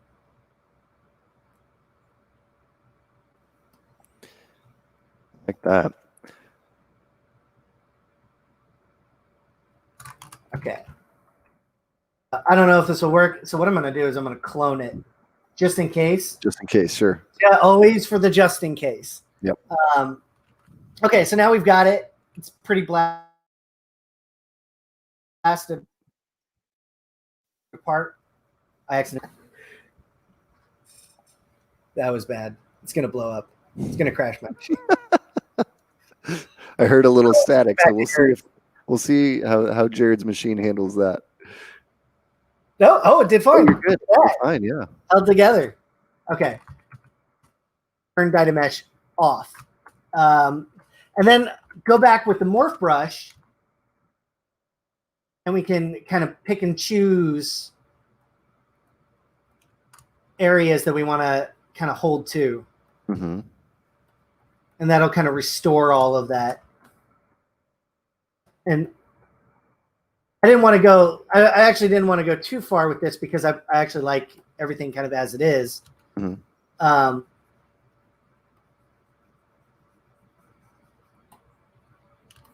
But I'll leave a little bit in here. But it's kind of cool, like watching how it like snaps back to its original positions. Mm-hmm. And then I'll hit some of these guys. Anything that looks like I was doing the speed lines.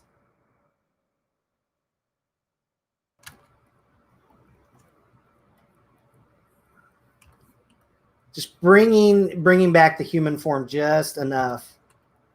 And then especially where all the speed lines were.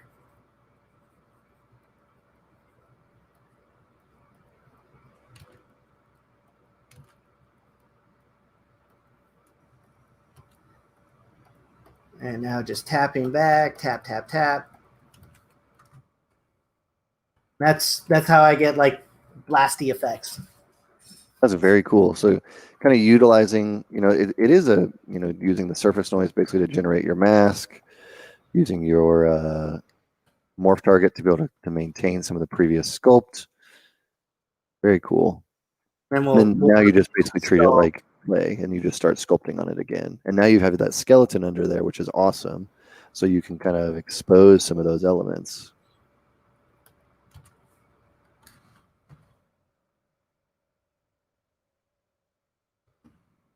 Yeah, rad. Like she's just tearing this guy up. Mm-hmm. I love that, especially that skeleton area is adding a whole like another level because it's kind of like you have this very play goop, right? That's on there, and then there's this like next level of like detail within that kind of adds this cool. That's why I love this stuff, man. Like you can just infinite kind of variety and things to play with, and it's gonna when we render this in clay, it's gonna look so cool. I'll do the same thing with her. She doesn't really have much to do, but I am gonna build some clothing off of her, so I will Dynamesh it. Okay, so I am at a point. I'm gonna ask you if you don't mind to help me out with some of your lines process of what you did, so we can kind of walk through that real quick. I'm gonna save my file and show you what I've got. Good moving. Jump over. So to kind of get some of the lines that you have. So I kind of followed along. I got my guy posed. I got some little lines here. Yes. Right. And so I want to kind of try to do some of those lines, mostly like in this area, and kind of maybe punch a hole in there at some point. So you had done the surface noise first. Is that right? Store morph target. Okay. So morph target store, and then surface noise. Okay. And just dial it all the way up. So you just go like scale all the way up, or you go what do you do? Scale and strength. Scale and strength. Like somewhere in here. Yeah. It's gonna look real crispy. All right, so like this high, or like that's good. Somewhere in there, just a lot. Yeah. Okay. That's just to flood it with noise. Got it. And then you just hit OK. So I've got this. And then mask by noise. Mask by noise, and then you sharpen that. Sharpen the noise. Yep. Okay. And then you basically, so I would probably want to use an action line like this. You're saying just kind of pull that out. Boom! Look at that. That's so cool. I love that. And then so now, what's cool is you could just sculpt this. Like you could smooth it, right? You could sculpt it, but you are using also the morph target aspect of this, which I think is awesome. But you are also scaling it, from what I recall. So like, I'm having trouble scaling because I want to do it mostly along that middle piece. So maybe I'm just going to like pull some of these around. See what happens with. Just be a little messier.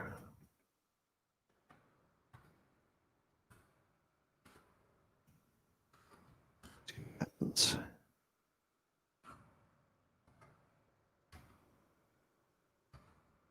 Probably hear me clicking on my tablet. Click, click, click, click, click. All right. Then I'm going to go back to my morph brush, I guess. That mask.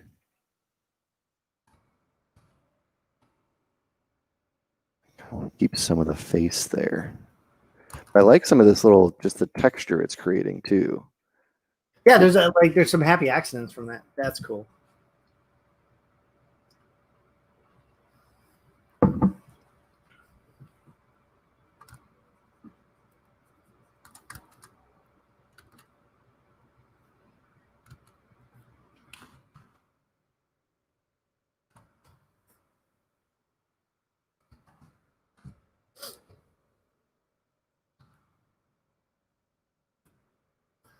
Sweet. Yeah, I probably would have done the snake hooking after I did the blast, but what are you gonna do?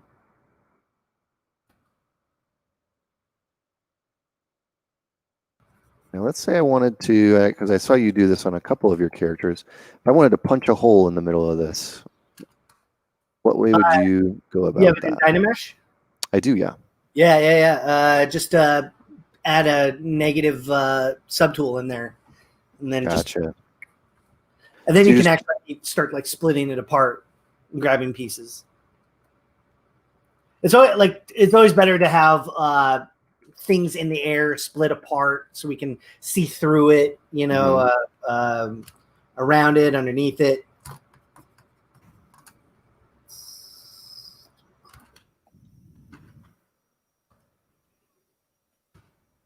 some of these little, I like this just general motion it's creating.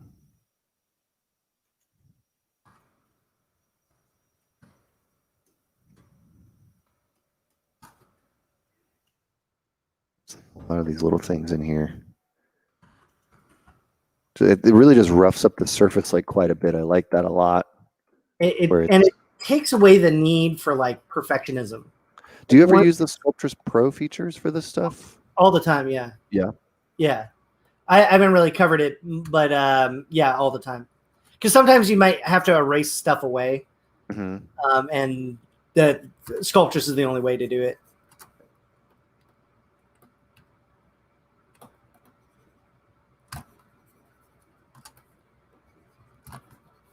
Dynameshing may have been a bad idea.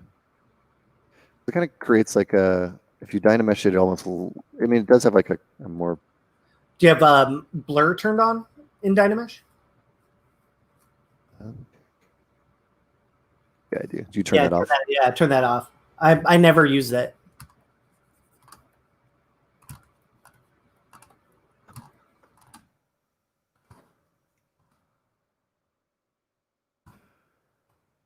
Yeah, I think some people are chatting in the chat here. What's the brush we're using to sculpt? We're using some of the thick skin features, and we're using the thick skin clay for that. We're also playing around some morph targets here, and it looks like Jared is getting ready to pose up his other character. You're getting some costume on there.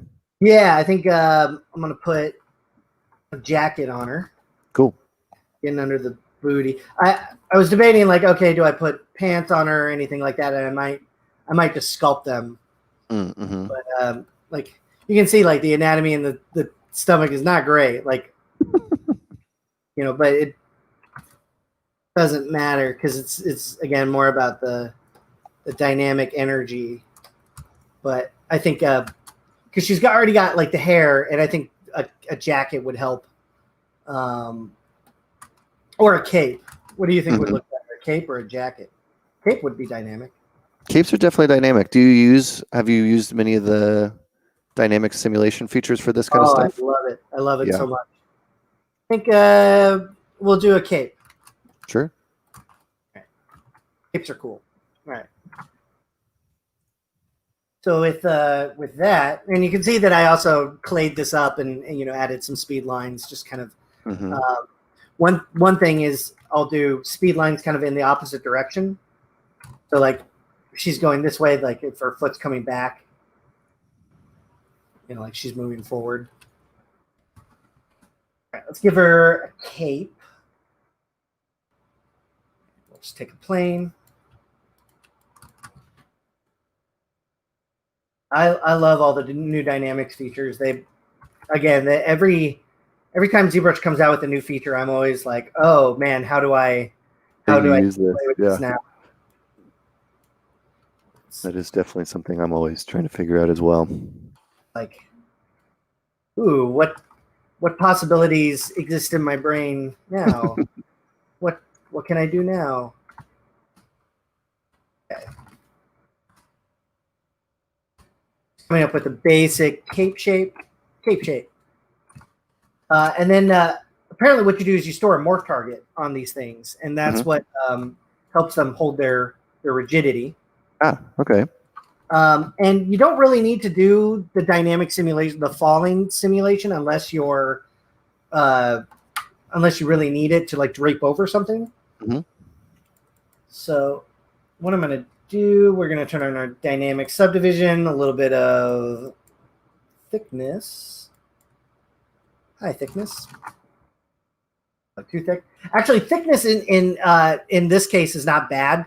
Normally, I'd be like, it's too thick for a cloth or a cape, but this is clay, right? So how would you build a cape in clay? You would chop off a piece of clay into a flat piece and then have to like bend it up and do all that. So that's kind of the mentality here.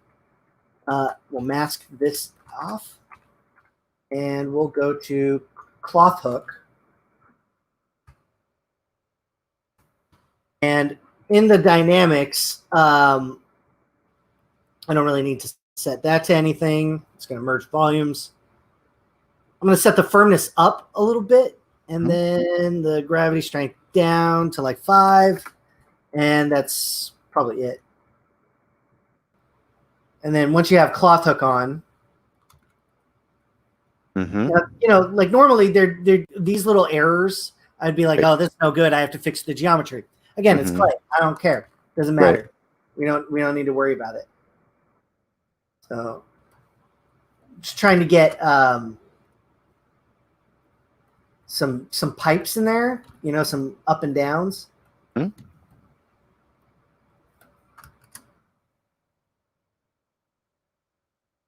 And go ahead and move that in. It's kind of cool. It's like Supergirl or very. It's more like Supergirl from The Boys. yeah, for sure.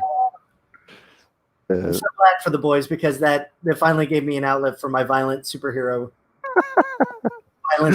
whims. Absolutely. We got a question from is a hardware question. Somebody's using a laptop that is 6 years old, and they're worried that one render might take a couple days. Should they buy a new computer right away, or should they continue learning ZBrush Substance Painter with their old friend? Dude, I just get a new computer. If you're already at that point where you're debating it, just do it. Just go for it. It's time. Yeah. And then like you're gonna feel better because you'll be better able to handle more stuff. Yeah. So yeah, I say go for it. I'm on the same page. I would say if you are already questioning if you need a new one, and this is something you really want to do, just treat it as an investment. That this is part of what you learning, what you need, and just kind of go for it. Okay, so I've lost like a lot of my dynamics in the cloth, so I'm gonna loosen that up a little bit. I just want some like nice flow. It just helps to have something that, if you have one thing going one way, it helps to have something else go another way, and it just helps that directionality.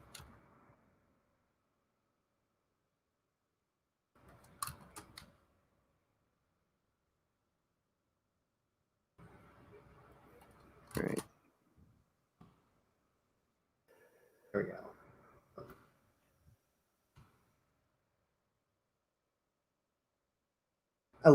I love the cloth so much. Oh yeah, it's super cool. I remember one of the first things that I did was I was actually enjoying sculpting saggy skin with it. Yes, it's great for creatures. It's really good for that. I was not expecting it to be, and I was expecting it to be cloth, as you would expect it based on the title. But it was kind of like, oh, this is a really cool feature, right? Being able to do. Oh man. kind of an unexpected thing. And it's like it's stuff that I've always wanted, and then like you finally get it, and you're like, so many applications. Finally, How do I figure out how to use it? Like, what's the best way to use it? Finding that, like, I think it's awesome. I love it. I'm gonna put some like boots and gloves on her real quick, and this is gonna Okay. be easy. Just mask and inflate. A hardware question: do you have a specific monitor you use, or anything that's a preference? Not really. I mean, I use my Cintiq. That's I guess my main monitor. But I don't have like probably my monitors are garbage. That's Okay. why I do most of my like image checking on my phone because I know phones are calibrated pretty well. But yeah, my monitors are crap. Not great. I think that's something interesting. I hear a lot of people, say like, "Oh, I need to get color calibrated monitor and all that." And I think, if you're doing big budget final renders and stuff like that, that makes sense. But one of the things that's a challenge with that is you don't know what your client or viewer is going to view it on. So, if they're viewing it on a phone or an iPad or something that's relatively universal, that's a good idea to just like have something that's a little bit more applicable to what they'll use. You would not believe how much client like feedback I get because they saw it on their phone. Mm-hmm. That I think that's just the reality now is clients are looking at stuff on their phone. Yeah, I agree. And so like that's why it's really important that it reads from like back here. Yeah, the thumbnail becomes very important when they can't zoom. Well, they can zoom in, but it becomes even more important. So, Such these are going to disappear, but I'm adding like little like suit wrinkles. Like she's in a skin tight outfit or a jumpsuit kind of thing. All right, I'm going to try to get other guy working a little bit. Definitely see how this is something where I'm like, oh, I want to add this. I want to add this. I want to add this. Like a lot of so fun things that I'm trying to figure out. Like, ooh, okay, like going.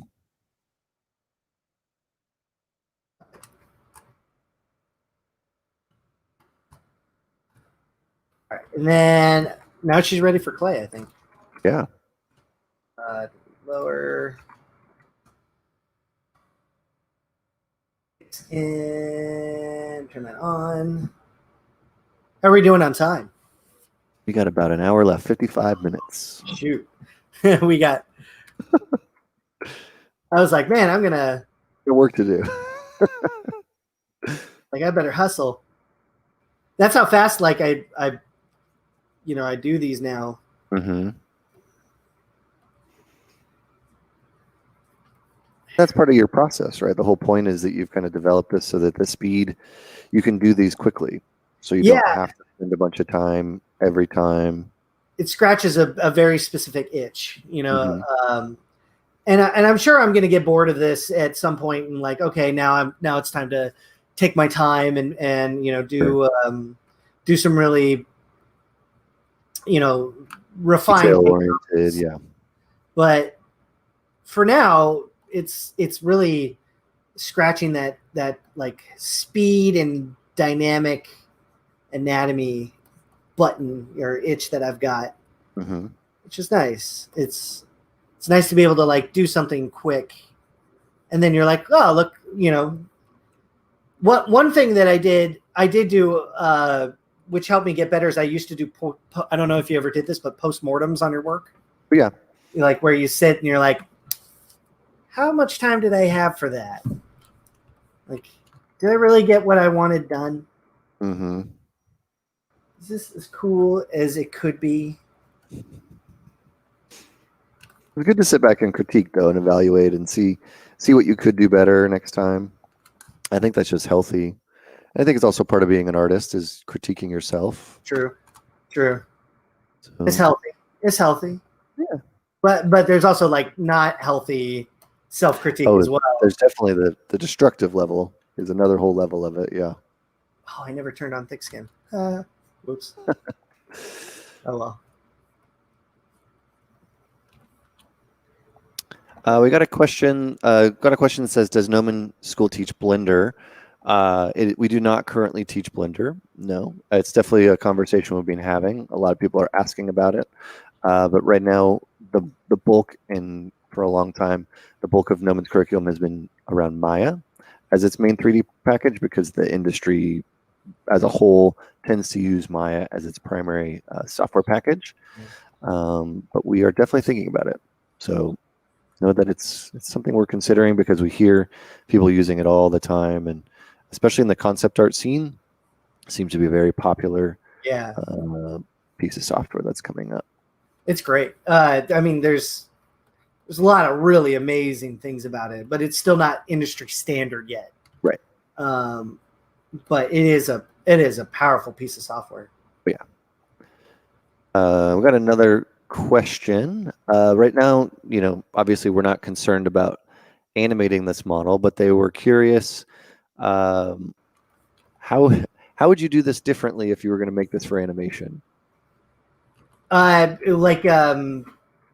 if it were like a claymation kind of style animation. Sure. Yeah. Yeah, that's interesting. I think you'd probably want to do it with displacement maps, right? You'd probably want your UVs laid out, and then some tech wizard would have to come up with like a dynamic kind of a dynamic clay map. I'm assuming that would roll over it. I'm sure there's a lot of gurus out there that will, figure out some ways to do it. I did toy with for a minute, like this could be used for like a stop animation style. Yeah. If you just built out your figures, built them in pose, and then just bit by bit.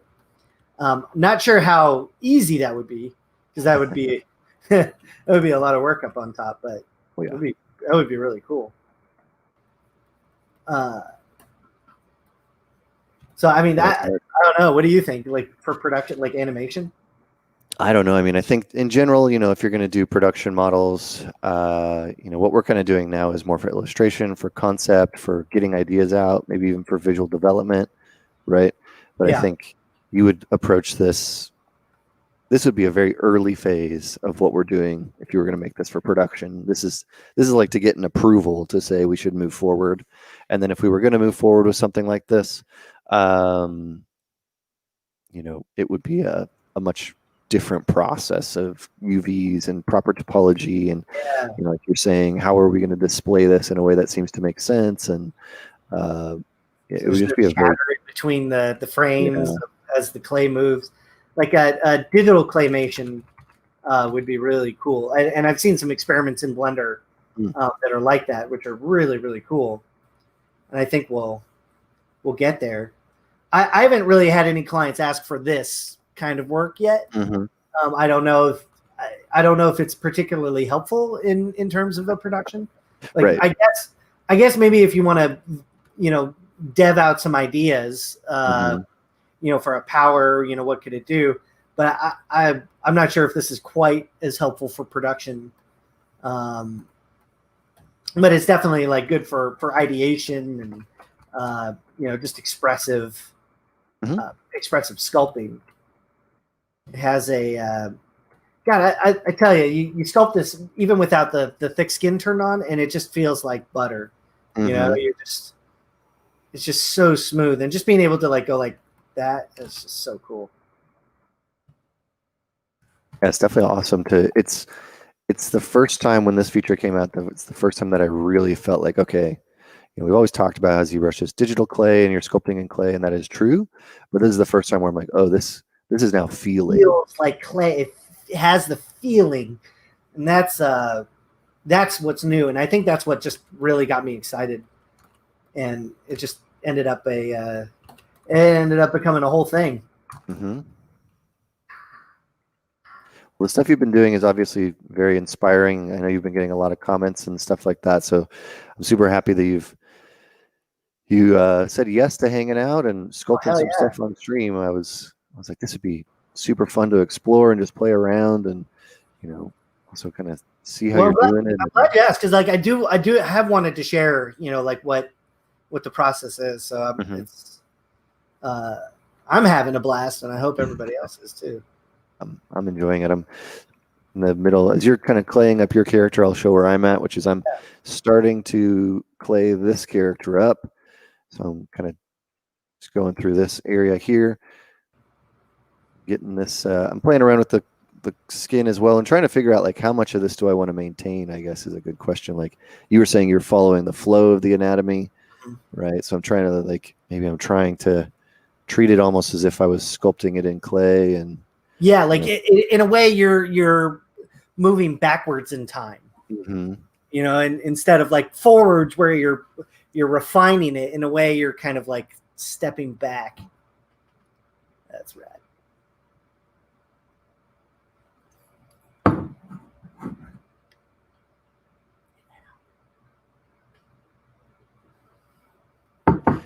Almost like not searching for happy accidents, you are, but you're like intentionally creating mistakes. Like I want to mess up the surface. I don't want to necessarily see everything that I had spent not time on, but I think as you've probably gone through this a couple times, it's like, okay, either I don't need to spend time on this, or things that I know are going to work really well, or like it's kind of cool to go through this and just figure out like, okay, this is work. Like certain elements don't need much time at all, or some need a little bit more time, or I don't know. I'm just enjoying playing with this, where it's like I just kind of want to like just go across the surface and just like intentionally mess this up because it creates a cool, more dynamic piece. It really changes up your sculpting mentality when you start doing it. Because in a way that again, there's that perfectionism. This is the reverse perfectionism, where you're now just make it look worse. Yeah, actually, it's like I need this to look worse. I think there's the idea of like, sometimes you're doing a sketch and you do a sketch and it looks great, but then you try to do a final version of it and you lose all the energy of it. You lose everything you wanted out of it. That is so frustrating. Yes. It's so frustrating. So it's like right now, it's almost like we're taking what we've done in the pose and we're trying to get or add that sketchy energy to it of like, all right, now I want to add some of those like little lines, all those little, the under drawing, right? All that little stuff, like I want to get that in this so you can see the energy that I want to portray in this, which is kind of fun to work backwards. Like, how do you portray that little, the energy and the story and what kind of comes at the foundation of all of it, which is cool. As someone working in the industry, we got a question. As someone working in the industry, not starting from scratch, can I take the Houdini 1 course without the intro to dynamics prerequisite?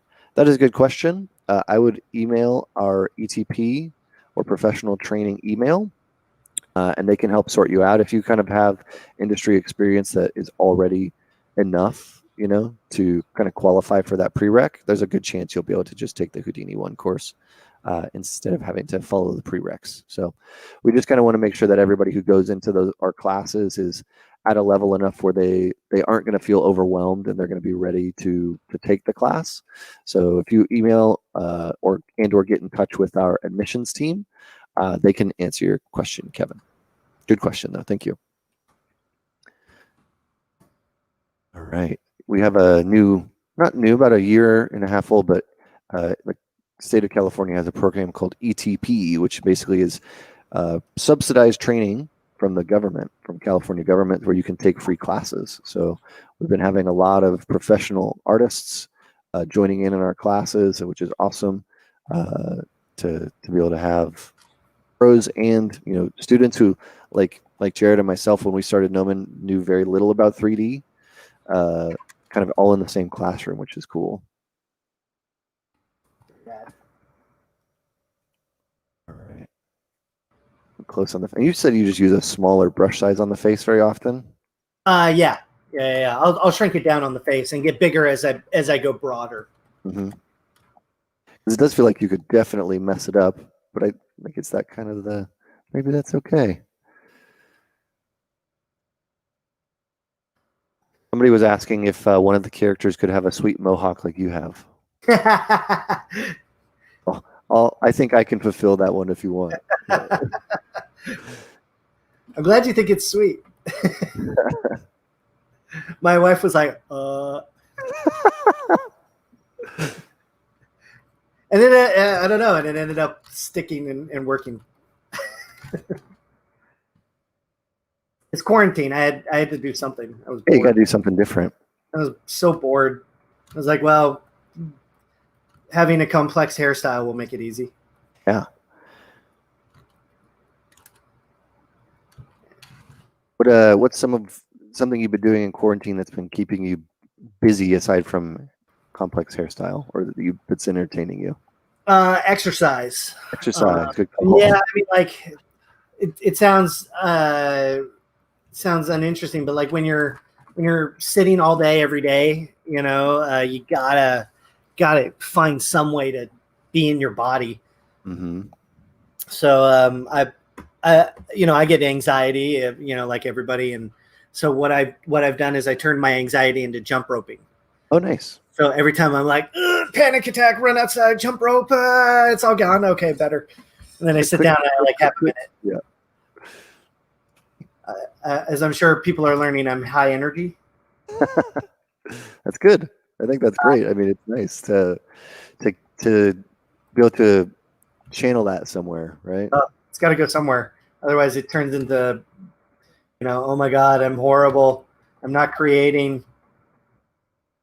Even yesterday, like, I'm in my head. I'm like, man, I'm not making anything. Mm-hmm. It's like when you have one of those stuck days.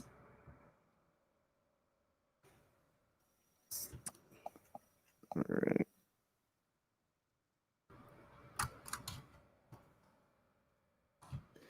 Yeah, there's definitely, the down day of being an artist, and sometimes you're trying to make something and it just doesn't go the way that you wanted it to.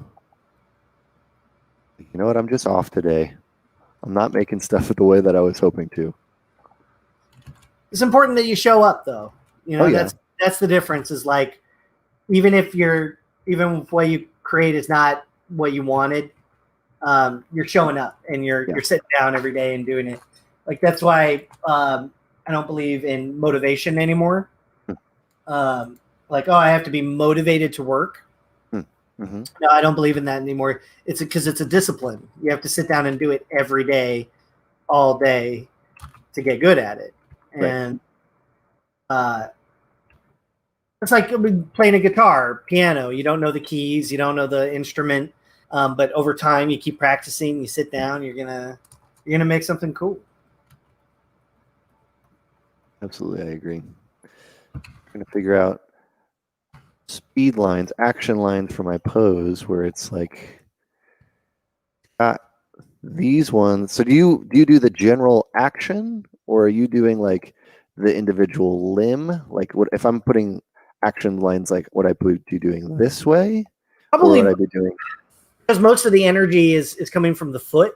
Yeah, I would say most of the biggest lines are coming from the foot and like the knee. Mm-hmm. But I don't think you need them anywhere else on the body, because nowhere else is really like. It's not like this is going to be like right. Yeah. Unless it's like a Johnny Cage shadow kick. Right. I just want to like. That's rad. This. That's cool. Yeah. Get a little more in there. Yeah, that far lean back. Yeah, that's cool. I like that. Sparta. How's yours going over there? I'm going to switch over to you. Oh yeah. So cool. So I've got him blasted now. So like he's got parts coming off that are now separated. Because I'm always, if I can, it'd be rad to like get a shot where we see her kind of through here. Mm-hmm. Mm-hmm. But I think I'm about ready to take it to Keyshot. Start rendering. What is the time when you're like, okay, I'm ready? Or is there a thing that you're looking for, or is it just kind of a feeling? That's a feeling, but also like I do have Keyshot open most of the time, so I am sending it over frequently. Mhm. just to evaluate forms. Because a lot of times you'll look at something in ZBrush and you're like, "Woo, it's looking great," and then you look at it in a rendering program and you're like, "Oh, not." Yeah, maybe not so much. Yeah. But I think. So you're using the Keyshot bridge, right? Yes. Let me save this out real quick. Oh, yeah, good call. Save and save again. So I've been using Keyshot for probably the same amount of time, 10 years, I think. Mm-hmm. And as far as programs go, it's stupid easy to use. And that's why I love it. It's fast, it's quick. Just simple. It kind of eliminates a lot of the difficult, not difficult, but sometimes just time-consuming setups that you want to do. Or the only downside is like I haven't gotten fur or hair to look right in it. But all right, so normally what I do is if I have one of these, I'll just throw it into a scene that I've already built. Okay. But I figured I'll go ahead and show you how I light stuff and build it anyway. Sure. Let's see. And depends on how heavy a project is, but I will decimate beforehand, just in case. But it should hold up because it's under like 10 million. Sure. Is there a number where you're like, I shouldn't? This is too much. When I would say about 10 to 20 million is about when it starts getting testy. So I have to plan a good amount of time to like decimate a project, especially for clients, because it's very time consuming. Yeah, to kind of do all that and get it all set up. Okay, well, it looks like this is going to take some time. So if you want to jump over to yours. Yeah, all right. I'm probably getting close to. I'm just trying to get some of this last little bits of the pose for now. Yep. Am I still here? I see you. Yep. All right. I think I got some little bits of this clay here. Kind of trying to create some almost like anatomy separations with this.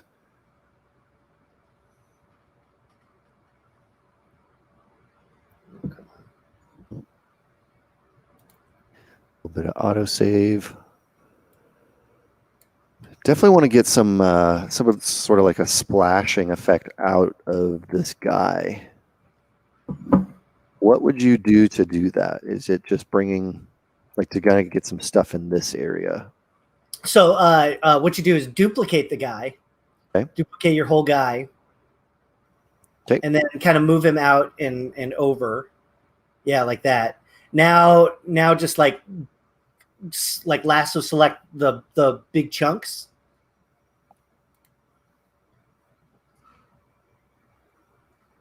I don't want that one. Where is it? Or yeah. What? There it is. So you kind of like get a random shape, or does it matter? It doesn't matter, but that's good. Yeah. And then are you gonna just like delete it? Yeah. Group it together and then delete. Yeah, delete hidden. Okay. And then just take those chunks and I'll turn on Sculptress for those. Okay. You Dynamesh this first, I'm assuming? Yeah. It'll close those holes up. And kind of just come in here. And now you're just going to start basically sculpting? Yeah. Just start pulling. Shape. And then, make a few chunks that are, floating separate of each other. Mm-hmm. This is dumb.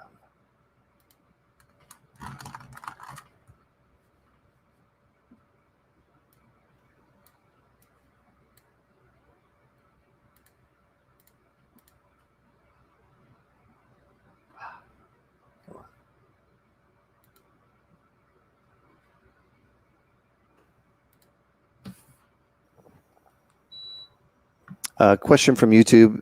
They said, cool mud scene. Yeah, we're using thick skin to kind of do this mud clay vibe to this stuff, which is pretty fun.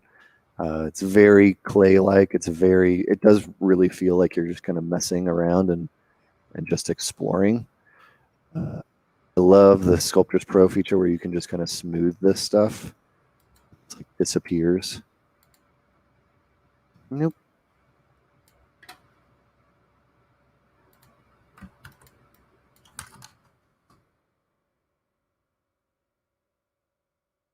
Turn this off.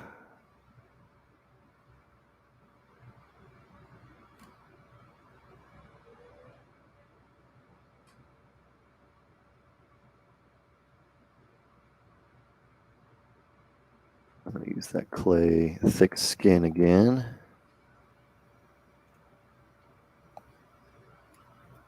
Kind of mess this up. Yeah.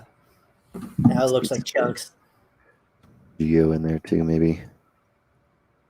If you want to throw some like guts in there, like some intestine, like use a curve tube. Oh, okay. Yeah, and then draw out some like little guts, and then clay over. Like multi-tube or just tube? I'll just use tube. Kind of like.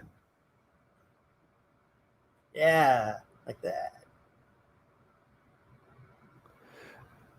I realize I don't know the hotkey to like make another one because I feel like if I start drawing 5 is the so if you draw it out. Okay. Well, that's fun. Oh, 5 for me is a hotkey. That's why I was like, something's happening. Oh yeah. Oh, okay. Really It's by default 5 is snapshot. Okay.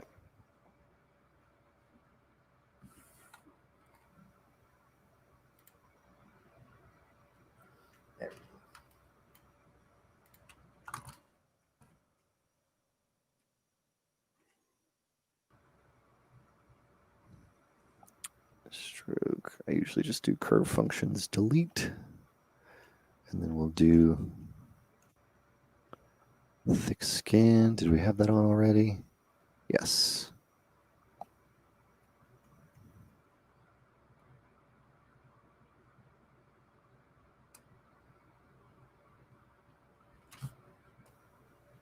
Nice. Yeah, I kind of get that nice and gross in there, so there's some like depth to it.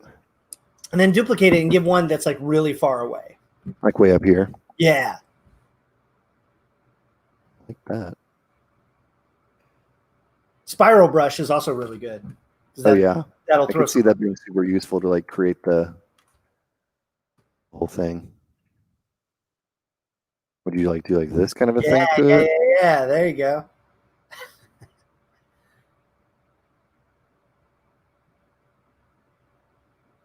Even that's cool. Kind of try to get the outward spread. Yeah. Okay. Somebody is saying this could be the perfect The Boys fan art, which we were definitely talking about earlier. Big fan of The Boys. Oh man, it's so good. Okay. What's this? Speaking of, maybe while I'm doing that, we'll get another subtool. I'm just going to append. You did a cape. I'm jealous. I want to do a cape. Do a cape. Gotta do a cape.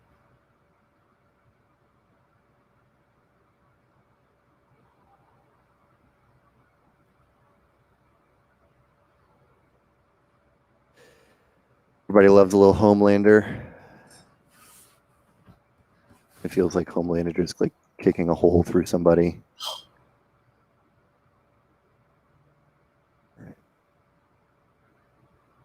You were using the cloth pole brush, you said. Cloth hook. Hook, sorry. Pole is great for like on the surface clothing. Mm-hmm. But hook will get you that like flapping in the wind. Okay. I've got it in Keyshot now. Oh, okay. I'm going to hop over to you while I make this cape. I ended up, nice. I'm just going to reset the scene just so we can talk about lighting and all that stuff. Yeah. But like, this is what it looks like when it's in Keyshot, normal blank scene.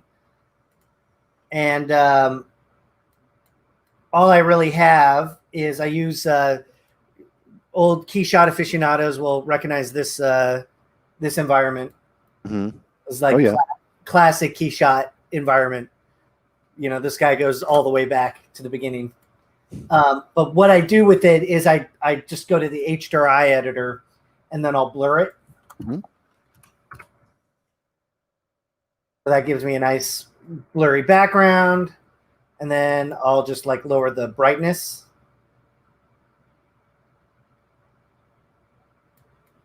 And that's about it. Like pretty basic stuff. And then we'll start adding a light. And then what's great about the new Keyshot is you can just go ahead and add lights now. Mm-hmm. And again, this program is really, really easy, which is why I enjoy it. There's no exporting of maps or, you know, nothing like that. I mean, you can do this in any other program if you have a decimated mesh. Sure. Like I could throw handling high res stuff. Yeah. I could throw this into Blender or, you know, any other program, but again, Keyshot, fast, speed. Kind of what you're going for. That's what I'm going for. And then the material that I have that I've been using for this is this came out when I think the ZBrush Keyshot bridge came out, and it's these clay pack materials. Oh, I haven't migrated. And so these materials came out like ages ago with Keyshot. So I was just like, oh, sweet, we'll just, you know, use the same ones. And that was it. Nice and easy. And then I'll use a black marble material. The base. For the base. Just a little bit of presentational stuff. Mm-hmm. I like what you were doing with some of them where there was clay on top of the base too. It was cool. Yeah, like little parts of like little blobs of clay, which you could definitely do. And then the rest is just like finding good lighting scenarios. Mm-hmm. So, you know, I do like to play around with lights a lot. It seems like you're not necessarily making just one like lighting scene, like that you're orbiting around. You're doing it almost per composition. Yeah, per sculpt, because you know some sculpts are going to light differently. Some are doing better with like a more dramatic lighting. Others you need to be able to see what's going on. Sure. So this is giving me a good idea of what like some other stuff I want to put in. Mm-hmm. Is that something you'll do where you'll often like go back and forth? Like, oh, you know, I want to. Definitely. Yeah. Okay. Because like now that like first of all, I want to make sure that they can fit in a single frame together. Mm-hmm. Everything I keep it at like 1920 by 1080. Sure. But I want to make sure that they, you know, can fit in a scene together.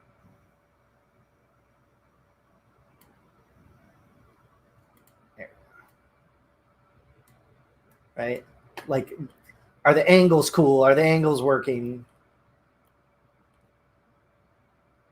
You know, so then you start like looking at it and like, okay, what else can I fix out of it? What else can I, you know, do? And I'm debating because I like the floating, but I'm debating like, okay, do I do like a ring of power coming from her mouth? So I'm going to try that, I think, and I think that'll help. I did also decimate these down, so like now my scene's like just under 2 million. Okay. But that's what I love about Decimation Master is like you can't even tell there's a lots of detail. Looks. So what I'll do is I'll grab a sphere. We'll use this as her like blast. And I think what I'm going to do is this. Grab a lasso. Subdivide it. Grab a lasso and just go around like that.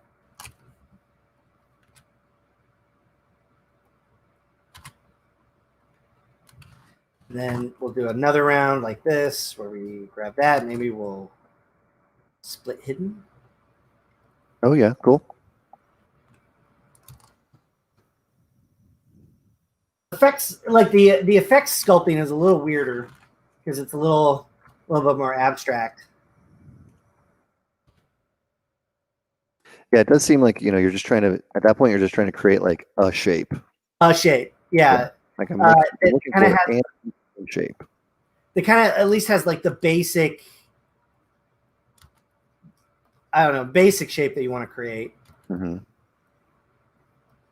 So it might be better. You know what? I have a better idea. We're gonna grab a sphere. We're gonna solo this out.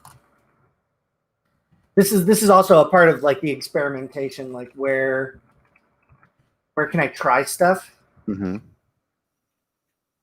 And then I have all my, a part of my interfaces. I have my radial symmetry active here, so I can turn on radial. Maybe I can do radial Z. There we go. Front to back like this. And let's maybe grab that hidden. Okay. And we'll try like, you know what I mean? Like it's a blast of air, something like that. Hidden. No, not delete hidden. Oh yeah, I like that a lot. So you're kind of just getting this shape here. Yeah, it's gonna be weird. There we go. So, Forward.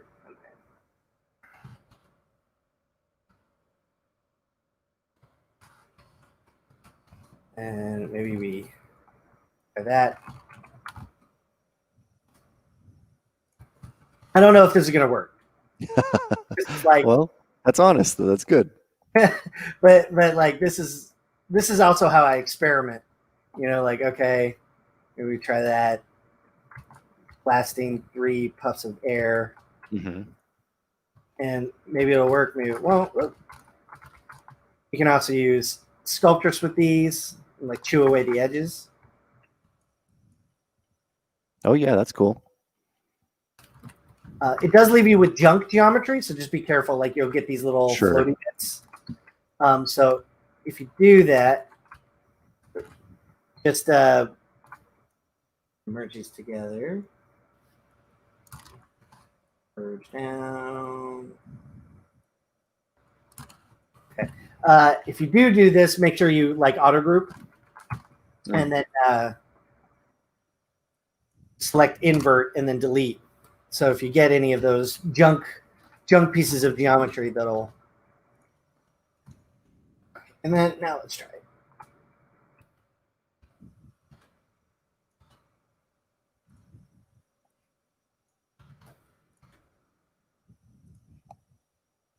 I don't know if it's working because I think the negative space is cooler.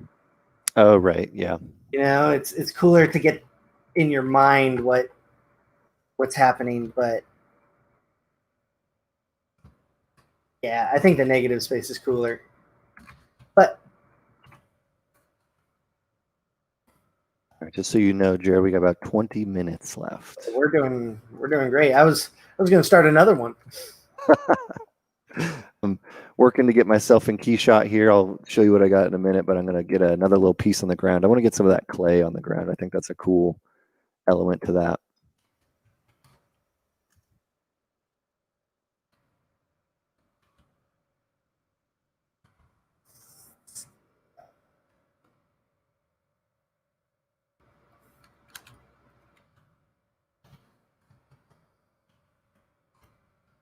That's actually not too bad. That's what you want to hear. Yeah, I'm like, oh, I hate it. I don't hate it. I think this is looking okay. Yeah. I don't hate it. And then also, because this is all flat, I can add the dynamic thickness to this. Right.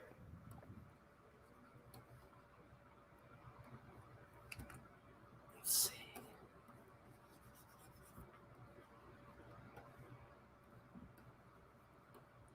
I would say for anybody who wants to like attempt a sculpt like this at home, I would say the best thing you can do beforehand is just have something very clear in your mind that you want to attempt.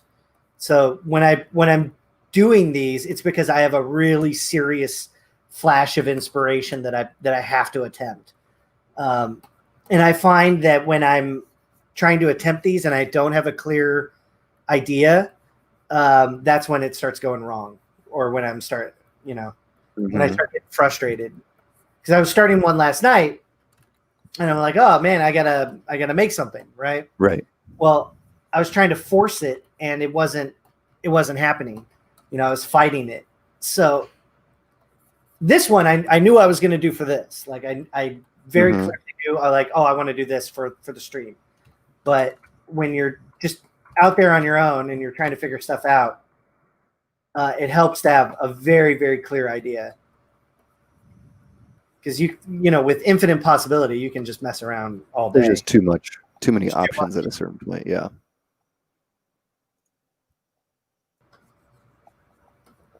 Blasting. For the blasts and stuff, this is where toys help. I actually have a NECA Godzilla. Oh, okay. It's Godzilla, and so I was using this blast toy that they came up with, right? And I was like, this was my inspiration for a lot of stuff, because I was, I buy toys and collect toys, but this is how I was like, okay, they sculpted this in ZBrush, how did they go about it?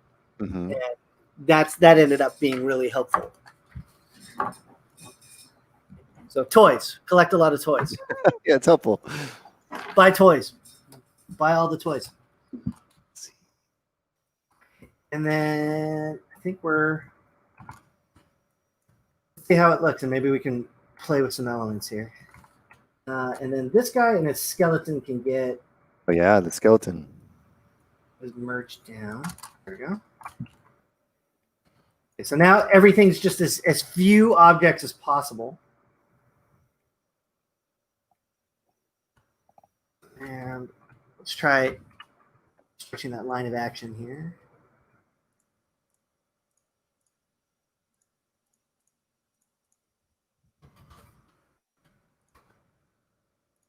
And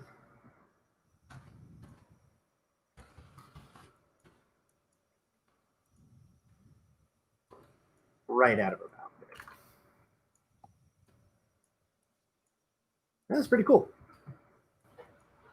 Let's then we'll send it over and we'll see what the result is. So when you're adding lights, so I've got a cool scene, but I was going to see if you could walk me through a light setup real quick. Sure. So I'm going to show you what I got. I got it in Keyshot. I got this guy with his cape kicking through this guy. Rad. I got the little marble material, some stuff here on the floor. What should I? How would you go about getting a light in here? So you're in go to edit under the environment. In the scene. Edit, add light, and then what kind of light do you like to use? Spotlights. Yeah, I'll use a spotlight for my key lights, and occasionally I'll use an area light for backlighting. Got it.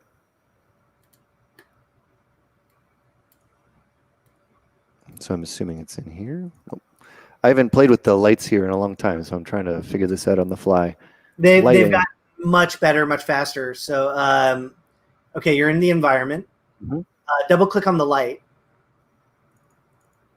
Got it. And then change. Okay, you have it to watt. Now just crank the lights up all the way. Just the power of it? Yeah, because the scene is a little small, is a little big. So we need to blast those lights. There you go. And now if you go into the scene and then click on the light, it'll give you some like little gizmos to play with. There you go. Okay. Yeah. Yeah, I haven't played with the new Keyshot in a while, so this is cool. Pretty good. It's pretty good. It's pretty good. It's pretty good. There we go. Now, what?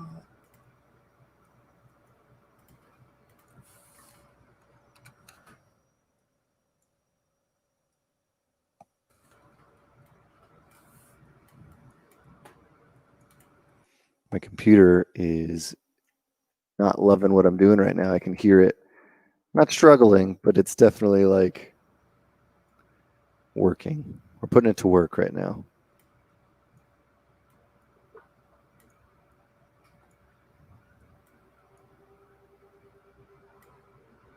Maybe I want that environment. Bring up the brightness just a little bit. I kind of like this like backlit, dark. It's so dark. Yeah, like I like dark environments, and then you're just painting with light.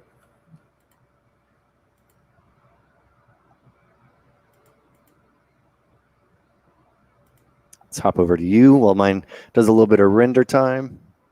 Yeah, right now I'm debating on the lighting because I like that kind of dark and moody lighting. But so I did throw an area light in the back, and cool. So there's this guy, and then usually I'll just turn off visible to camera, and then that'll hide it.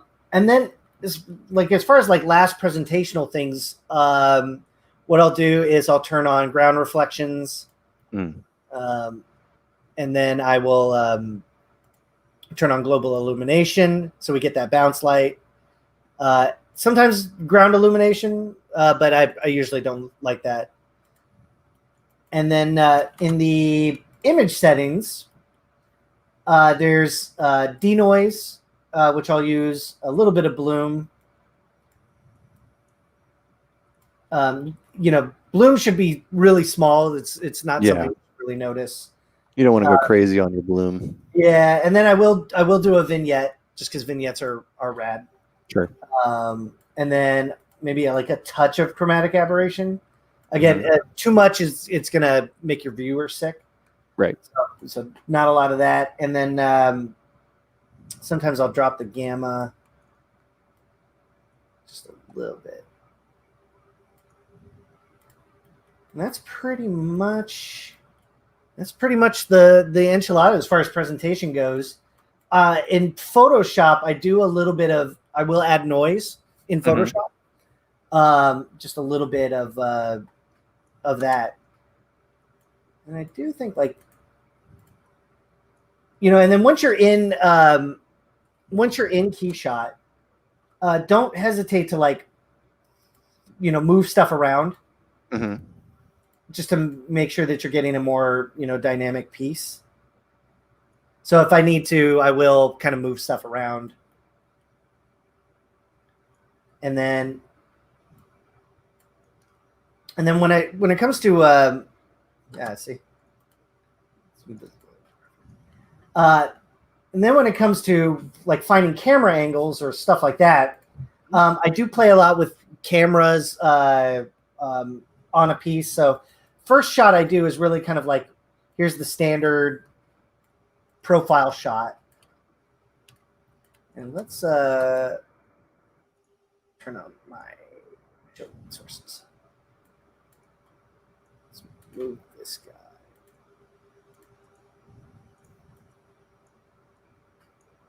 I want to get this guy like up. There.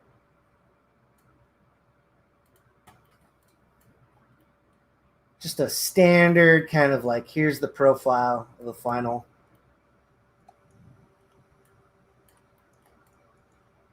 Tilt it down a little bit. We want to like look down on it. So I want it actually to feel small. So if I wanted it to feel like a big sculpture or something like that, I would do a low angle. But because again, I'm trying to trick people in the best way possible of thinking that it's clay. So I'll do a top down kind of shot. Sometimes with a wider camera angle. Mm-hmm. Do like so 50 is, standard, and but I'll set it to like 32 to 35 sometimes, like a really low focal length, just to get a lot of perspective. Yeah. And then a lot of like moving around the camera and just being like, no, that's not right. And then I'll set a denoise on it, and that's it. So denoise is going to blur it. It's going to look like really goopy in the beginning, and you just let it sit, and it'll start. There you go. It'll snap. Gotcha. Still not sure about the blast. So sometimes you'll see me do that as well, where I'm like, I'm like in it. I think the negative space is just more powerful. Totally. Yeah, I like it. I love that skeleton coming through. I think that's a super cool feature that's coming through. I love the energy of that. We got some questions coming in. One is, do you enjoy doing this type of work more than your look dev studio style work? I think they just scratch different itches. I mean, that's a great question. I think they scratch different itches. The studio style work is so ingrained in me, and it's what I love. That's why I got into this. But this just scratches a different itch. Like this doesn't necessarily work for studio stuff. Right. It looks cool and it gets attention, but it's like for a production, I'm not sure it's super useful. Maybe I'll be proven wrong. But they're just different vibes, and then whatever the next thing is, I'll jump on that, and I'm sure that'll have a different vibe as well. Mm-hmm. And then that's it. You just, once it's done, render. It's rendered. You hit P, and that saves it out, and that's it. That's a render. And then so when you hit P, what does it save it to? Or what does it do? It saves it to. Let me throw. It saves it into your directory, so it'll be this PC. Okay, I see that. Renderings. Oh, there's stuff in there no one's supposed to see. And then it'll drop it in there. Cool. And you could do like a full out render with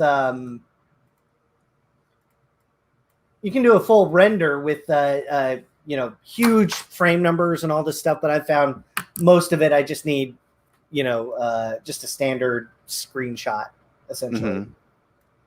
Let's do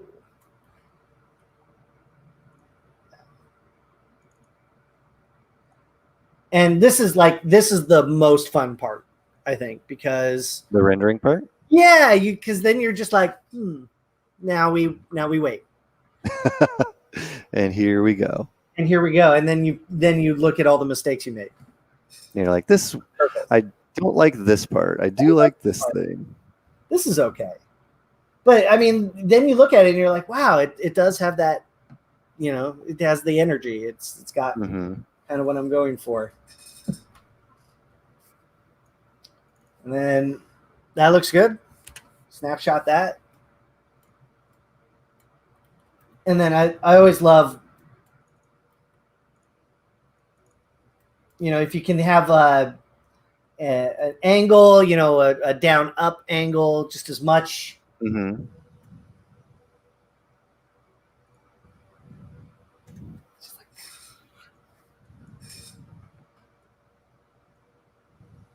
And it doesn't take long, and then it's done. Yeah, this is awesome, man. Thanks. It's a lot of fun to do, and I'm glad people are digging it. And it's been a fun part of the journey. Mm-hmm. So how? I guess you're probably gonna get questions like this, but how many more ideas are you coming up with already where you're like, oh, I've got, more of these. There's certain ones that I want to do. I want to do big scenes, small scenes. Like, is there certain things that you're looking forward to, or?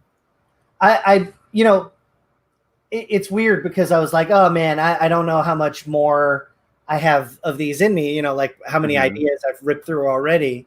But what's kind of cool is like new stuff keeps coming up in my brain. And so I end up having lots of ideas for it.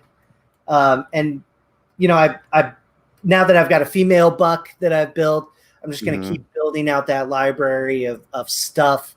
And so, it's another tool in the belt, right? It's another way to go about stuff. Right.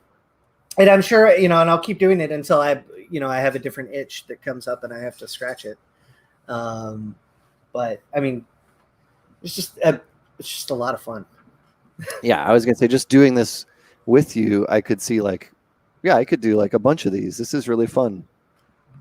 And that's kind of how it started. It started because I was I was playing with posing, and it just started like that. I was doing very kind of silly poses just to play around with ideas. And I don't have a lot of gallery. I don't consider myself a gallery artist. I don't have a lot of gallery work, but that's kind of how it started.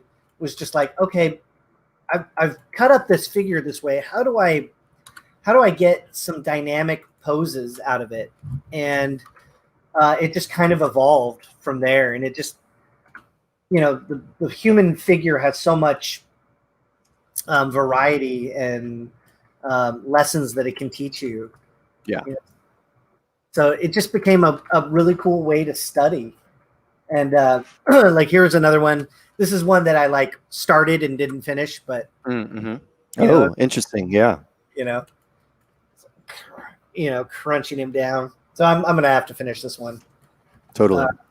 Well, I'm going to share my screen. We can kind of see what we're both ending at. So I got a couple that I've just rendered out as well. I'm going to pause this because my computer is trying to take off. But let me get mine up so I can get it to calm down. There we go. So I ended up doing this one. Yeah, sweet. So I'm enjoying kind of playing with this one. There's some of the other presentation style shots that you were talking about. So this guy kind of kicking through a couple of these, trying to do these little touch angles, but then also just kind of showing it off like a sculpture, like you're kind of talking about. That's great. Awesome. Yes. Well, Jared, it is 1 o'clock. Thank you so much for spending time with us and making all this amazing stuff and showing your process. Super fun to kind of see how you've been doing this. Thank you so much. And again, thank you so much to Lenovo for sponsoring this event. Jared, we're going to have you on again another time and kind of just jam and hang out and play because this was super fun. Yeah, hell yeah, man. I had a blast. All right, y'all. Well, thank you everybody for joining and watching.